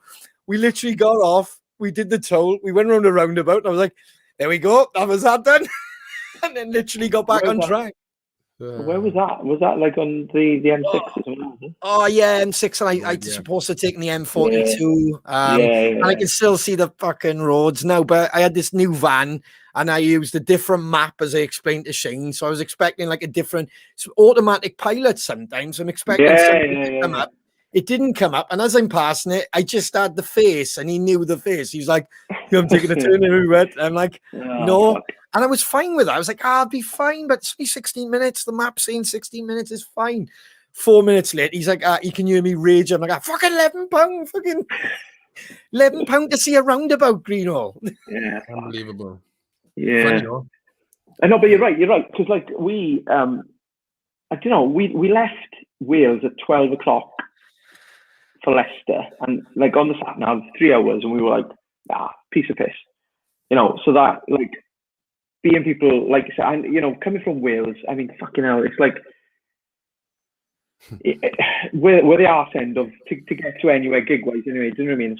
It's always an extra hour on top for like most Welsh bands, and so like 3 hours, fine. It took us 3 hours to get out of Wales because of traffic and you know school holidays and being a Friday afternoon. I don't know, like we were sitting there and we were like, I was looking, and I was going, you know, how do we not remember the traffic? The roads are shit on Friday. Like it took us like 8 hours to get to Leicester, and so we were straight in the deep end. It was like, whoop, there you go, 8 hour journey. It's like, you know, Fridays are a nightmare, man. But I know what you mean. I had a really bad back since coming back from Wales. I just sitting in the van. I got up, but when I think I was so tired, jet lagged, went to sleep Sunday night, and like woke up on Monday. I was like, oh, my back, man. It's just like, I'm not gig fit. I'm not traveling fit yet. So there we go. But like the best thing is, boys, Cardiff is like 40 minutes away. So exactly, brilliant, but it's brilliant. I mean, I don't have that problem in a van because I normally wake up and see about 3 or 4 angry faces because I've had like 2 hours, 3 hour kip, and they're all like, how does he fucking kip? Like, do you know what I mean? But Wayne, Ronnie will sleep on a chicken's lip. It's unbelievable. He pisses me right off. It's a good skill to have, though, isn't it? When you're in a band, but sleep, like. I wish I had it. This one was so special because we had crew. So it wasn't just the band, it's the crew sitting with us and everything. And a few of them we hadn't met before, or you know what I mean? So like literally it wasn't just the band. I woke up and I'm looking at the fucking TM staring at me going, how the fuck? You just fucking just literally, and it's the fact, like I want to apologize. Well, I'm going to literally put my head down and within minutes, like, you know, if we he gets up and goes like, he goes, oh, how long have I been sleeping then? Like you, you twat. Yeah. 4 hours. Our matchsticks and like, our bass player does it. Our bass player brings slippers, dressing gown, and pillows into the back of the van, and he'll check them down. And literally he'll kind of catch up on all the thing. Oh, how's everybody going here? Blah blah. And then that's it. And he'll just sleep, and then he'll wake up if he wants to go to the toilet or something. And we'll have to stop. And then it's amazing. And like Gary and I are up front because Gary's driving, and sometimes we swap, and it's my job to keep them awake, so I just chat and absolute bullshit to keep each other awake, and they're in the back just fucking loving life, like. Great, man, absolutely brilliant, good times. I love it. So we touched on it. So coming up for you boys, obviously, we got the smash in. This is coming up now, all together in the castle, which is going to be a great day. It's going to be absolutely amazing, and then. Like you said, then the new single's coming out in September. Mm-hmm. And then you got the Buck Cherry tour. Fingers crossed. Fingers crossed, touch wood. Yeah, so we got, we like I said, we're going to have a bunch of singles released from now until the end of the year, and then into January next year when See Through Blue will drop. So I mean, everything we're doing is just going to be focused on that for the next year. There'll be singles coming off the back of it. Obviously, we've got the Castle show with you, which is just a Brucey bonus. It's for us, it's just we're so humbled to be on it, boys. I mean, I can't imagine how fucking buzzing you guys are after selling Cardiff Castle out in 24 hours. It's insane. And we're just so humbled to be on there. So thank you for that, boys. Generally, I know I've said it a few times, but we really do appreciate it. It's just amazing you've asked us. So once that is done, we've got a few gigs in September. I think we've got a gig of our own in September in Cardiff, in Fuel, on the 25th, I think, 25th of September. So it's going to be a bit of a difference from going from Cardiff Castle to Fuel, but hey, you know, that's the way it rolls. Yes, we've just got gigs coming around, and like I said, everything's just going to be based around selling as many pre-orders, and then just trying to get See Through Blue into some sort of charting position, and then going from there and see what happens. But yeah, we're going to be busy, and we're going to be, hammering the same old message. So yeah. We don't apologize for it, but that is what it is. We've got to do, I guess. So yeah. Nah, but you're a hard-working band. You know, we've seen that throughout the years. You know, being traveling a lot and a talented band, bro. So nothing but love from us. Wayne, thank you so much for joining us, buddy. Everyone, go and pre-order the album now. See Through Blue. Can't wait to hear the rest of the singles, but there we go. Thank you, guys. Thanks so much. We'll see you soon. Legend. Thank you, brother. Take care, bud. Take care, man. We're going to play out with the first. This was your first single, which is Storm. And we're going to play the video now, Wayne, and we'll catch you for a beer in a couple of weeks. All right, buddy? Yeah, guys. Thanks so much for having me on tonight, and we'll see you in the castle. Take care, brother.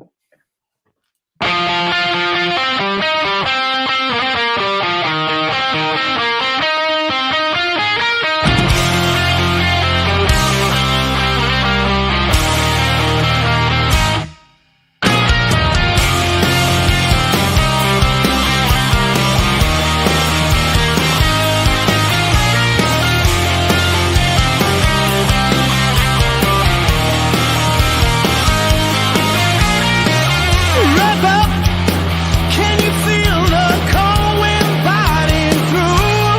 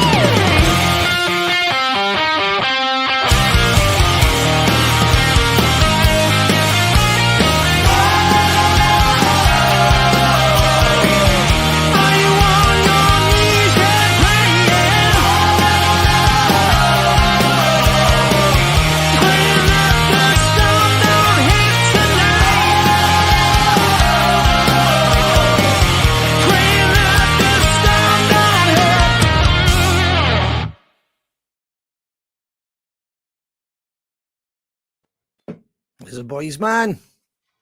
Slamming. Yeah, really Brilliant. enjoyed that. Great to see him doing so well. And especially like after their journey and everything, it's awesome. But we love that, like, you know. Absolutely, but they're hard working, man. They're just like us. Fair Yeah, play. and it's available now, like for pre-order over at Eurek as well. Shall we bring in our boys? Bring in the crews. Bring in the crews. We have a Lloyd. Hello. Tonight, ladies and gentlemen, we have a Shiner. We don't have a Dave. I apologize. I do apologize. Unbelievable. Quite one You tonight, know what'll boys. happen when he doesn't make it on Crowcast, boys? He pops up in the comments, doesn't he? You know it. Devo! You know it. You'll be, you know. You'll be there now in a So minute. what's the next line now? He'd be straight on her. Yeah. No doubt. How you doing, boys? All right? Yeah, good man, really good. Yeah, just same as you boys. When I was watching earlier, I mean, feels like we've been on the road for a month, which is good. I'm not complaining considering we haven't done anything for 18 months. But yeah, it's a good feeling, man. It's good to be back.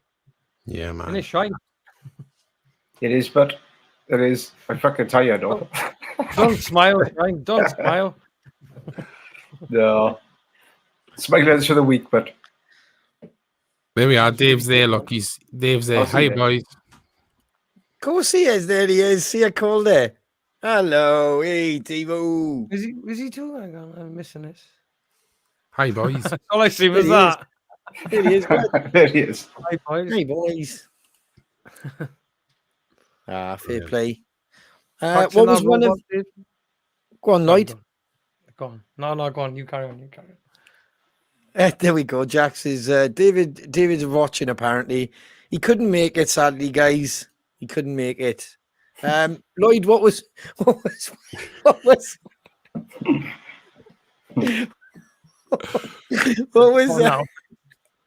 what was one of your favorite moments, mate, of the over the last couple of shows? Like, Well, it was it's Dave, isn't it? You know, whenever he's around, it's like comedy gold, man. I mean, it was when Intergalactic come on the playlist and we were in the dressing room, and so I see it's Dave. He looked like C-3PO from Star Wars, going, yeah, "I hate you, R2-D2. Yeah. I hate you." yeah. I wish that was being recorded. Not that I want a camera in the dressing room, but Oh, no. I can't unsee it.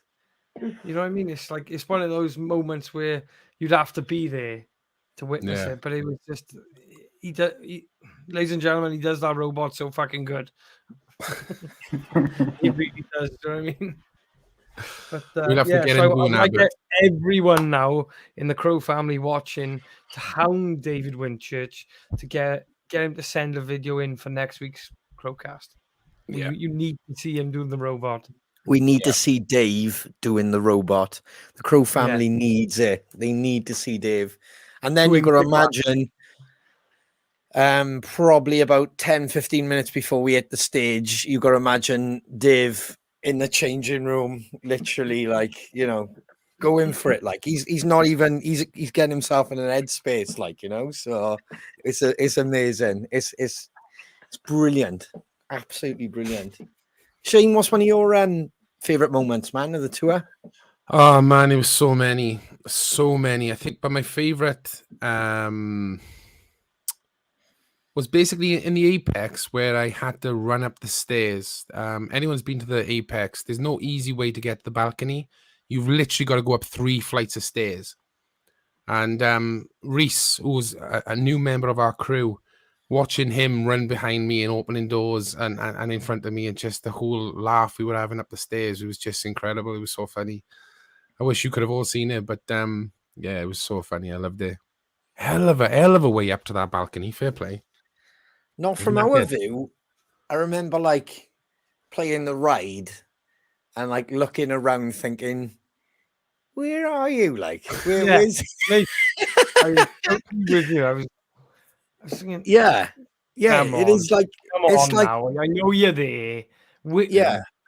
And, people need- and of course, it's going dark as well, wasn't it? with the lights. Yeah. And I'm like, where are you? Of course, Where are Lee Graham is there now. Obviously, hey, what's up, Lee? Hey, thank you, Lee. Yeah, Lee put on the event at the Apex, but Lee was standing outside our dressing room, and I had to run past our dressing room to get to the balcony, and to see his face go like what's you supposed to be on stage? What's happening?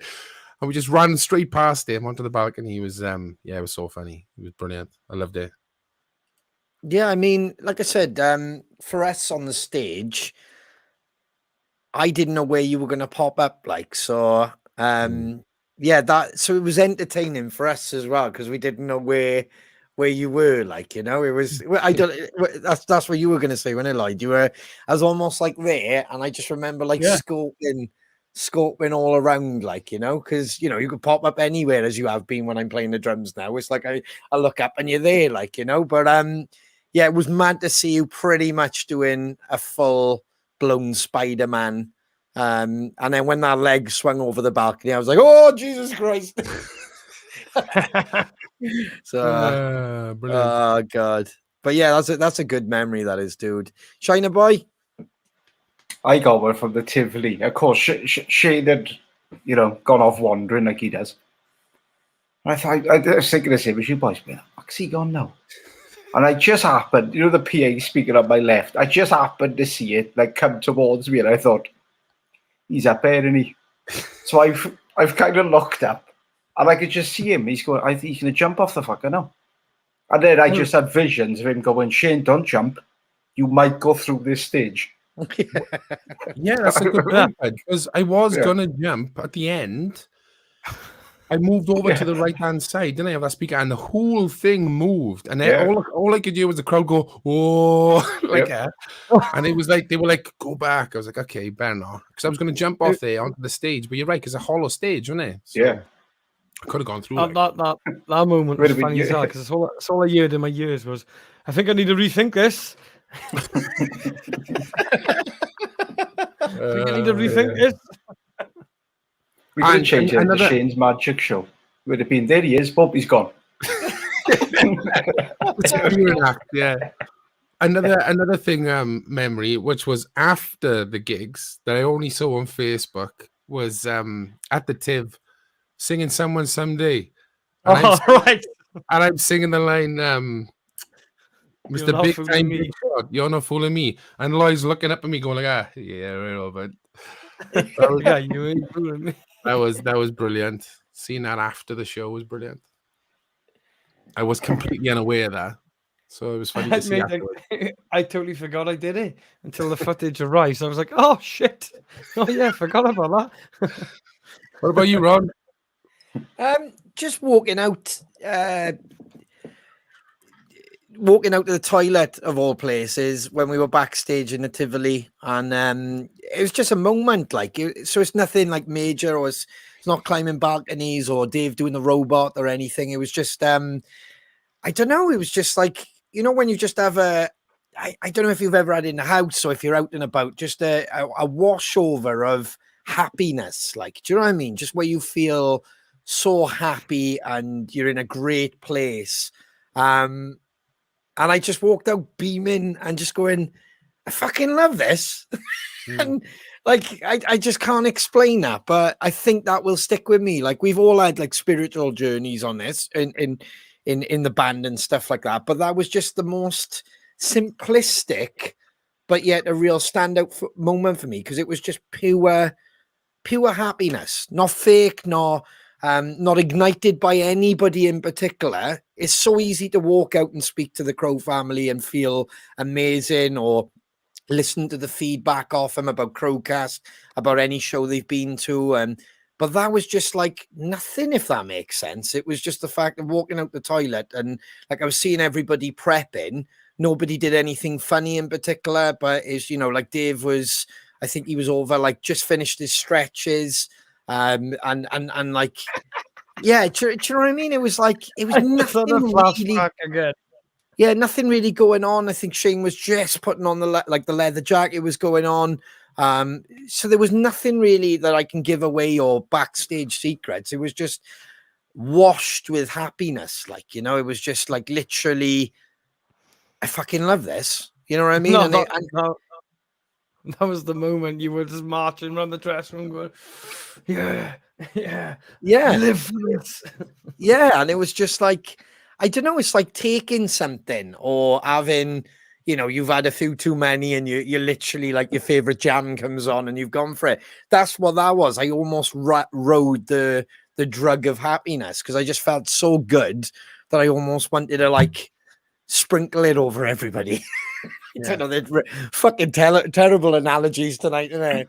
Washed and sprinkled and yeah. But yeah, man. So yeah, that I was there today thinking like, what standout moments for me and stuff. And then I was like, that was one. It was just like nothing, like I said, nobody particularly fell over or nobody like Dave doing the robot or stuff like that. There was nothing happened. It was just I think it was the whole atmosphere. You could hear like you said, like the playlist was rolling. You could hear the rumbling of everybody in a gig.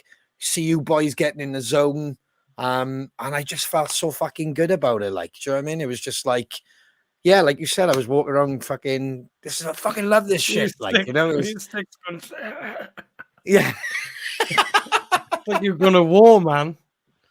So, yeah, man. So yeah, and like I said, it's those moments you have to cherish because. We were talking about it to Wayne earlier. There's times where you're spending 8 to 12, 13 hours traveling, lack of sleep. Well, for some, not for me, but for most, not for me. And then, it's those moments that really do make it special, like, and it doesn't become about the money or chart success or anything. It's about being in that moment and owning it and just loving what you're doing at that particular moment, like, and for me that was just like, fucking hell, I love this is fucking great, like, so yeah, our new crew really helped as well, man. They were great guys, when they do. I mean, I gotta say a big thanks to them all. I mean, they were just such gentlemen. Do you know what I mean? And so up for boys, it. weren't Yeah, it was great, absolutely great, and pleasure to have them around us. Yeah, they were brilliant.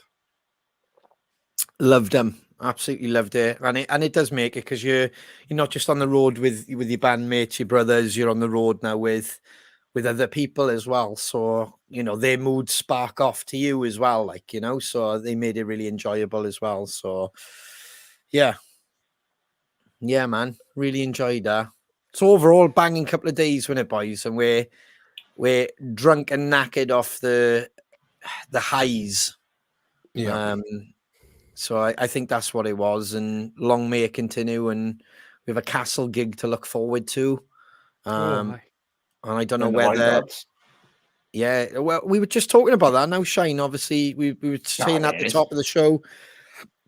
There's all the dates for anybody who didn't know. Because, like I said, there's just been so much to talk about lately, especially after this being announced, the Castle gig. It's just immense, like, and we have a few other things up our sleeves as well. And it's just good times, man. It's really good times. Keep working hard, and the good times seem to be happening, don't they? Yeah, absolutely. Time's getting on, so I want to get his birthdays and shout outs done. So we'll make a start with Alex White. Excuse me. Hey Crows, it's Sam's birthday on the 4th of August, tomorrow. Any chance he could get a birthday shout out on Crowcast, it would make his week. Happy birthday, Sam. Happy birthday. Alex also goes on to say, huge thank you for the Bradford gig. It was amazing to be back watching live music in venues again. We went to the download pilot, but being back indoors was something else. The show was amazing.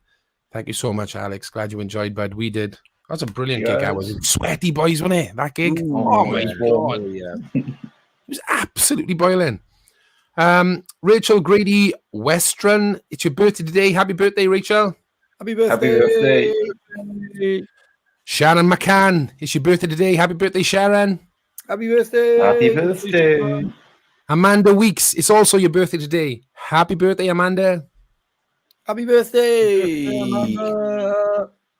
Gavin Ross, it's your birthday today. Happy birthday, bud. Happy birthday, Gavin. Happy birthday. Happy birthday. Brody got in touch, wants to wish his best friend, John Gibbon, a very happy birthday. He's 53 tomorrow. Happy birthday, John. Aging gracefully, John. And Lee Graham drops a message, boys. The event organizer of Just Push Play. Can I please say a huge thank you to all the Crow family who attended Just Push Play Festival on Saturday. It was our most successful year to date and looks like we are set to completely smash the previous year's efforts fundraising wise.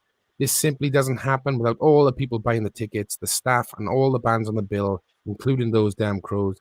I'd also like to give a shout out to my wife, Jo, who works just as hard as me on the show. I couldn't do it without her. Any of the bands backstage will know Jo, and I've seen she's my absolute rock. Lee, Jo, well done. Congratulations. Amazing day. Raise a glass. You've raised loads of money. What a couple. What a festival. Thank you so much for having us. Big love, man. Big love. Well done, Crow family. That's it. Hang on. Ooh, Just realised I'd like to make a big happy birthday to my brother Lee. He's 38 tomorrow. Happy birthday! Unlucky bruv. Happy birthday, Lee. And that is the birthdays and shout outs.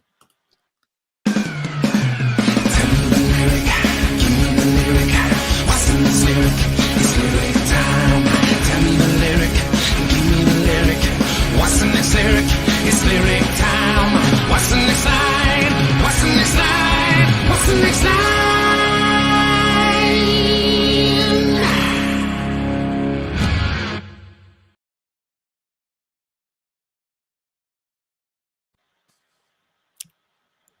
So, Ronnie, the prize I told you earlier, we're going to do that a little bit later after, if that's all right. A little bit later after, yeah? A little bit later after. Now in a minute. Now in a minute, that's it. Tidy. So this week, the lyric is as follows. I think I might have done this before. Cut to feel. Cut to feel. What's the next line? Go. Ooh. And the prize this week, is going to be, hang on, I'll tell you now. Sauce and a flag. What sauce and a flag? We're going to wrap the sauce in the flag and send it off to you. That's a pay it forward, basically. Basically, someone's paid to give this away. Someone in the Crow family. Thank you so much. And a flag. And a flag. Love it.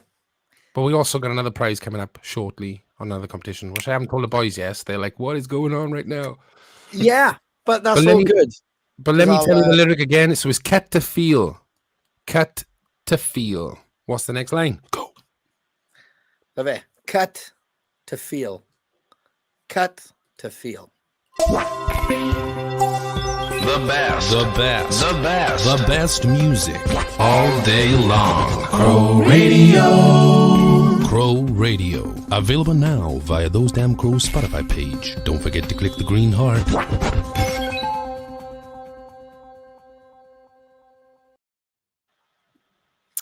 Okay, boys and girls, ladies and gentlemen, boys and girls. David isn't here this week, so I hope we can do it justice. This week's Crow Radio is an Olympic-themed Crow Radio. Ooh, that is right. That is right. How was your eyes, Lloyd? Would you like to read some of those bad boys out? Or Go on in. Right. Go on in, Lloyd. Starting with On the Road Again by Willie Nelson. Moving on to Jump by Van Halen.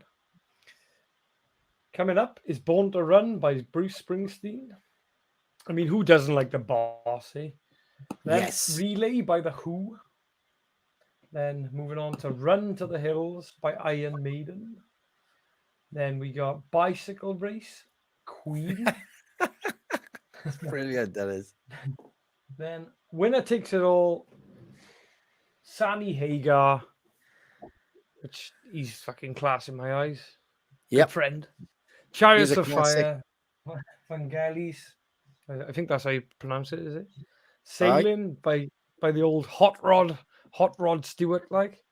Ooh. Eye of the Tiger by Survivor.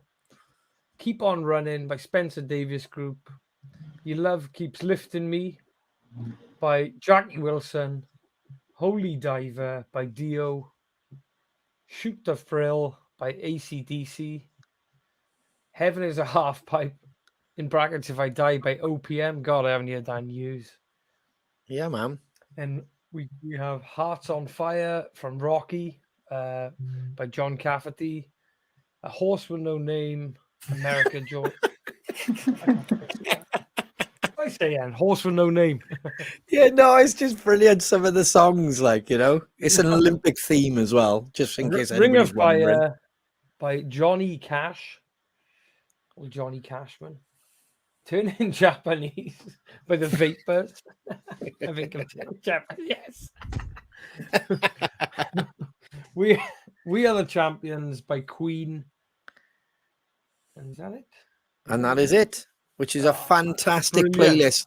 Yeah, so yet again, for anybody listening, watching, it's an Olympic themed playlist. So if you go over to our Spotify, we change it every week. We try to have a bit of fun with it. And as you can see, there's some real bangers on there.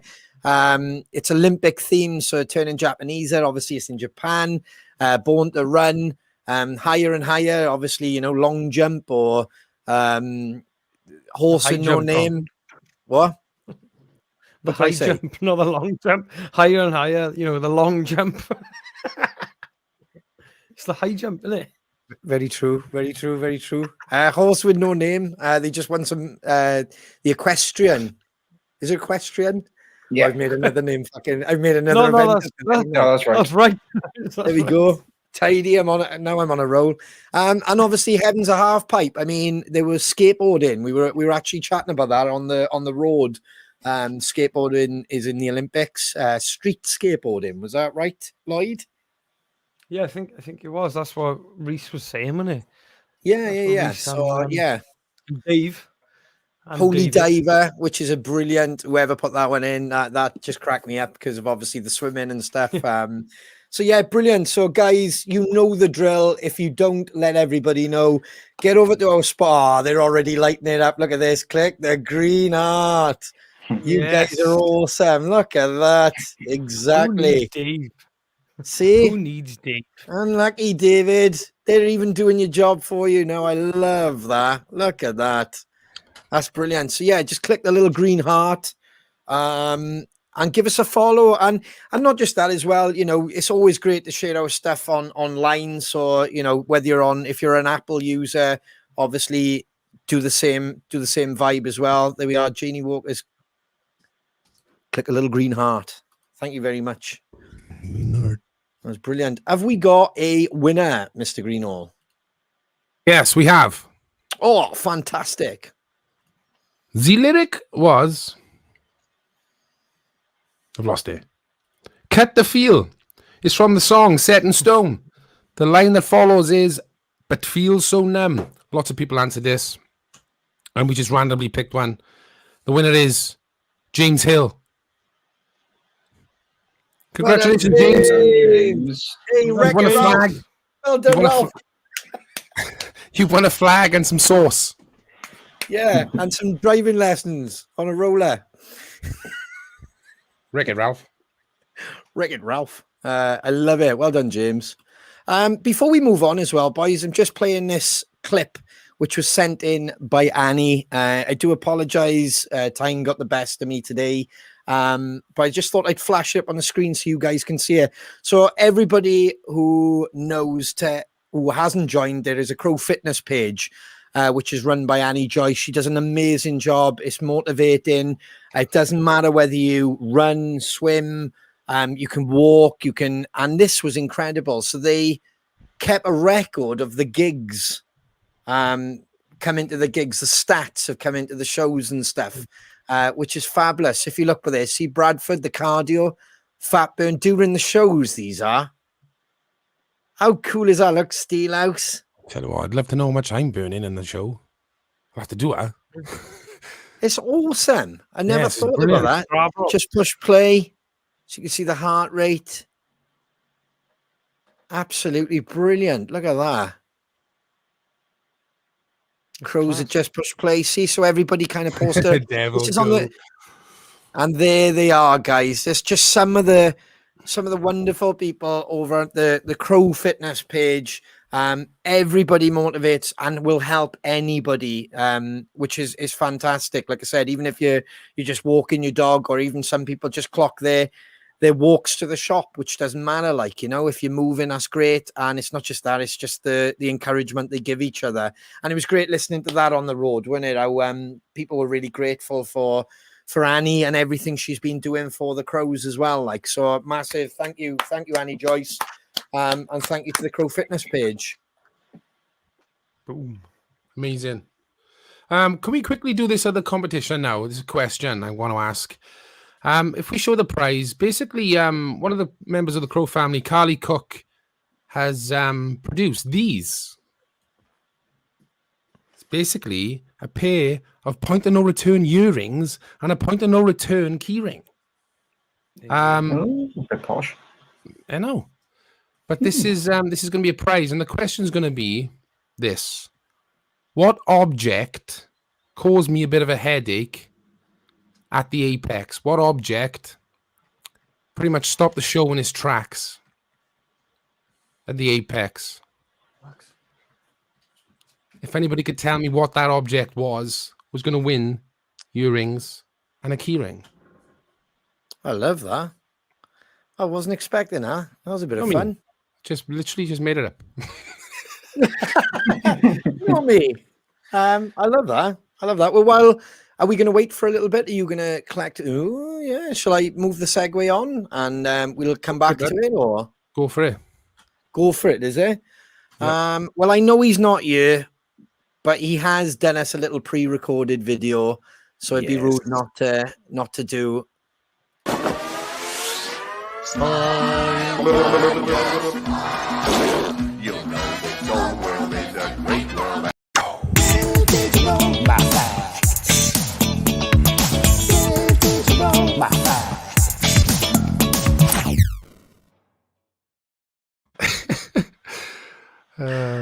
And here is the man.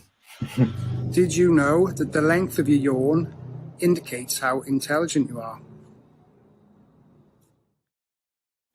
Tell you what, I thought he was going somewhere else then. The length of your... I know, I was worried then. I was a bit like... Debbie has noticed his shirt he had on, guys. The old managerial shirt, like... Yeah. Someone have a look. Couldn't see the dicky, but we kept that out. Oh, let's see Dave again. Here's Dave's my facts. Did you know that the length of your yawn indicates how intelligent you are?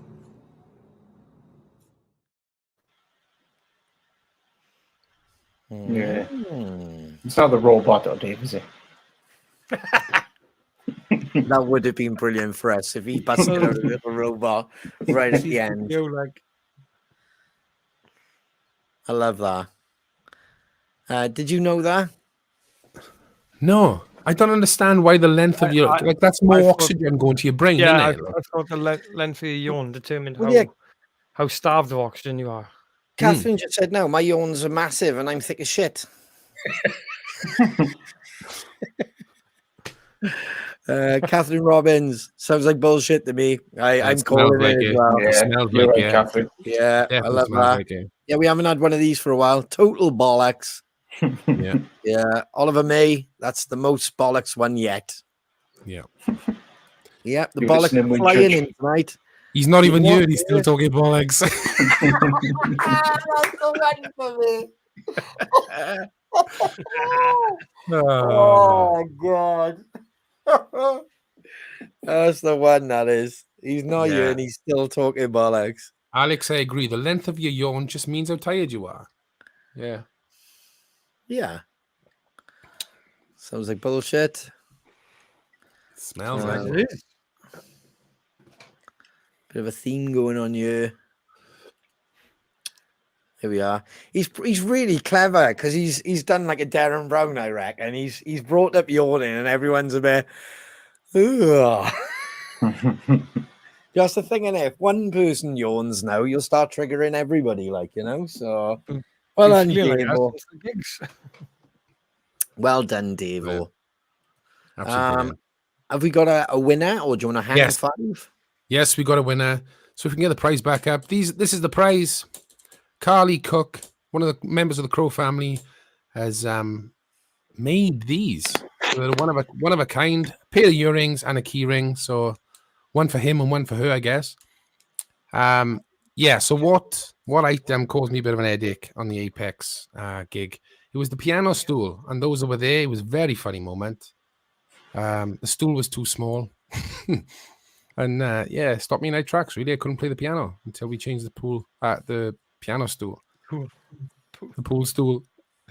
But yeah, the winner is Natalie Newton-John. Well done, Natalie. Well done. Well done, Natalie. Send us your address, lovely, and we'll get in touch with Carly, and she can send them out to you. Thank you so much, Carly. Thank you, Carly. Cheers.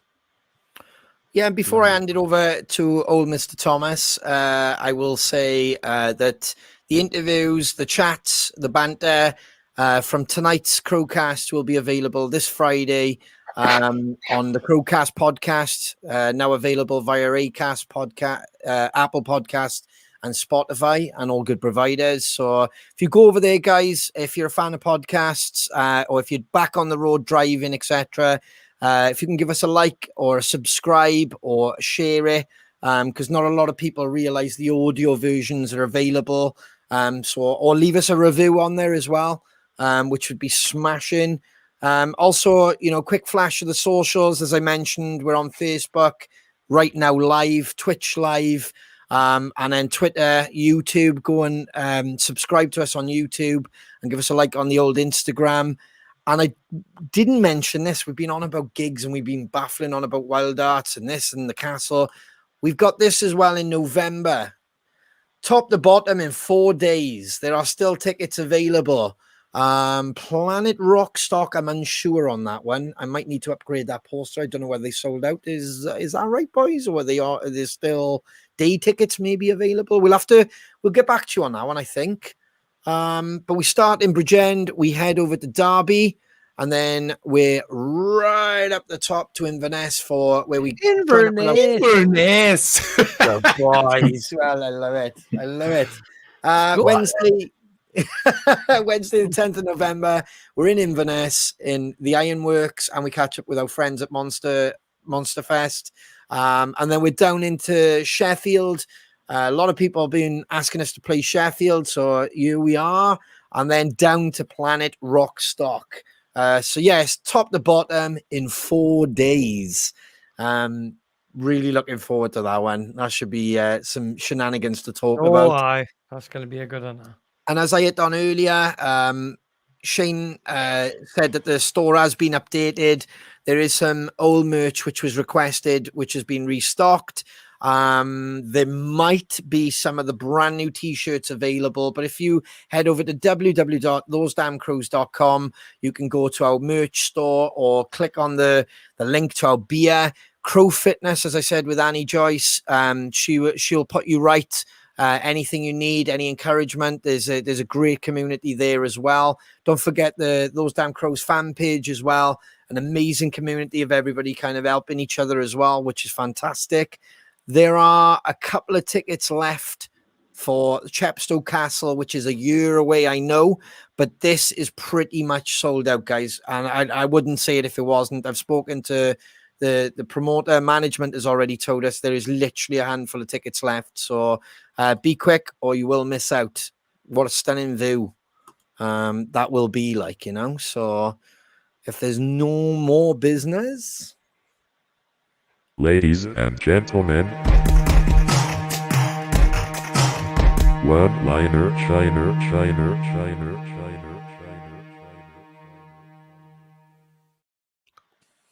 There it is, boys. My old friend, the photo. That's everyone's friend now, mate. Oh, yeah. All right, T-shirt. then. Oh, yeah. Yeah, I thought they were supposed to replace the photo. There's a garment. I got away, Crow people. All right, then. So, never let the things you want make you forget the things you have. I love that, brother. Appreciation. I Yes. love that. Oh, I think that's one of my favorite, Shane. I love her. Oh, I went too enamored on that one, but I'm glad you like it. But I like her a lot. Appreciate where you go, 100%. Yes. Crow family, thank you so much for joining us tonight. It's been a blast.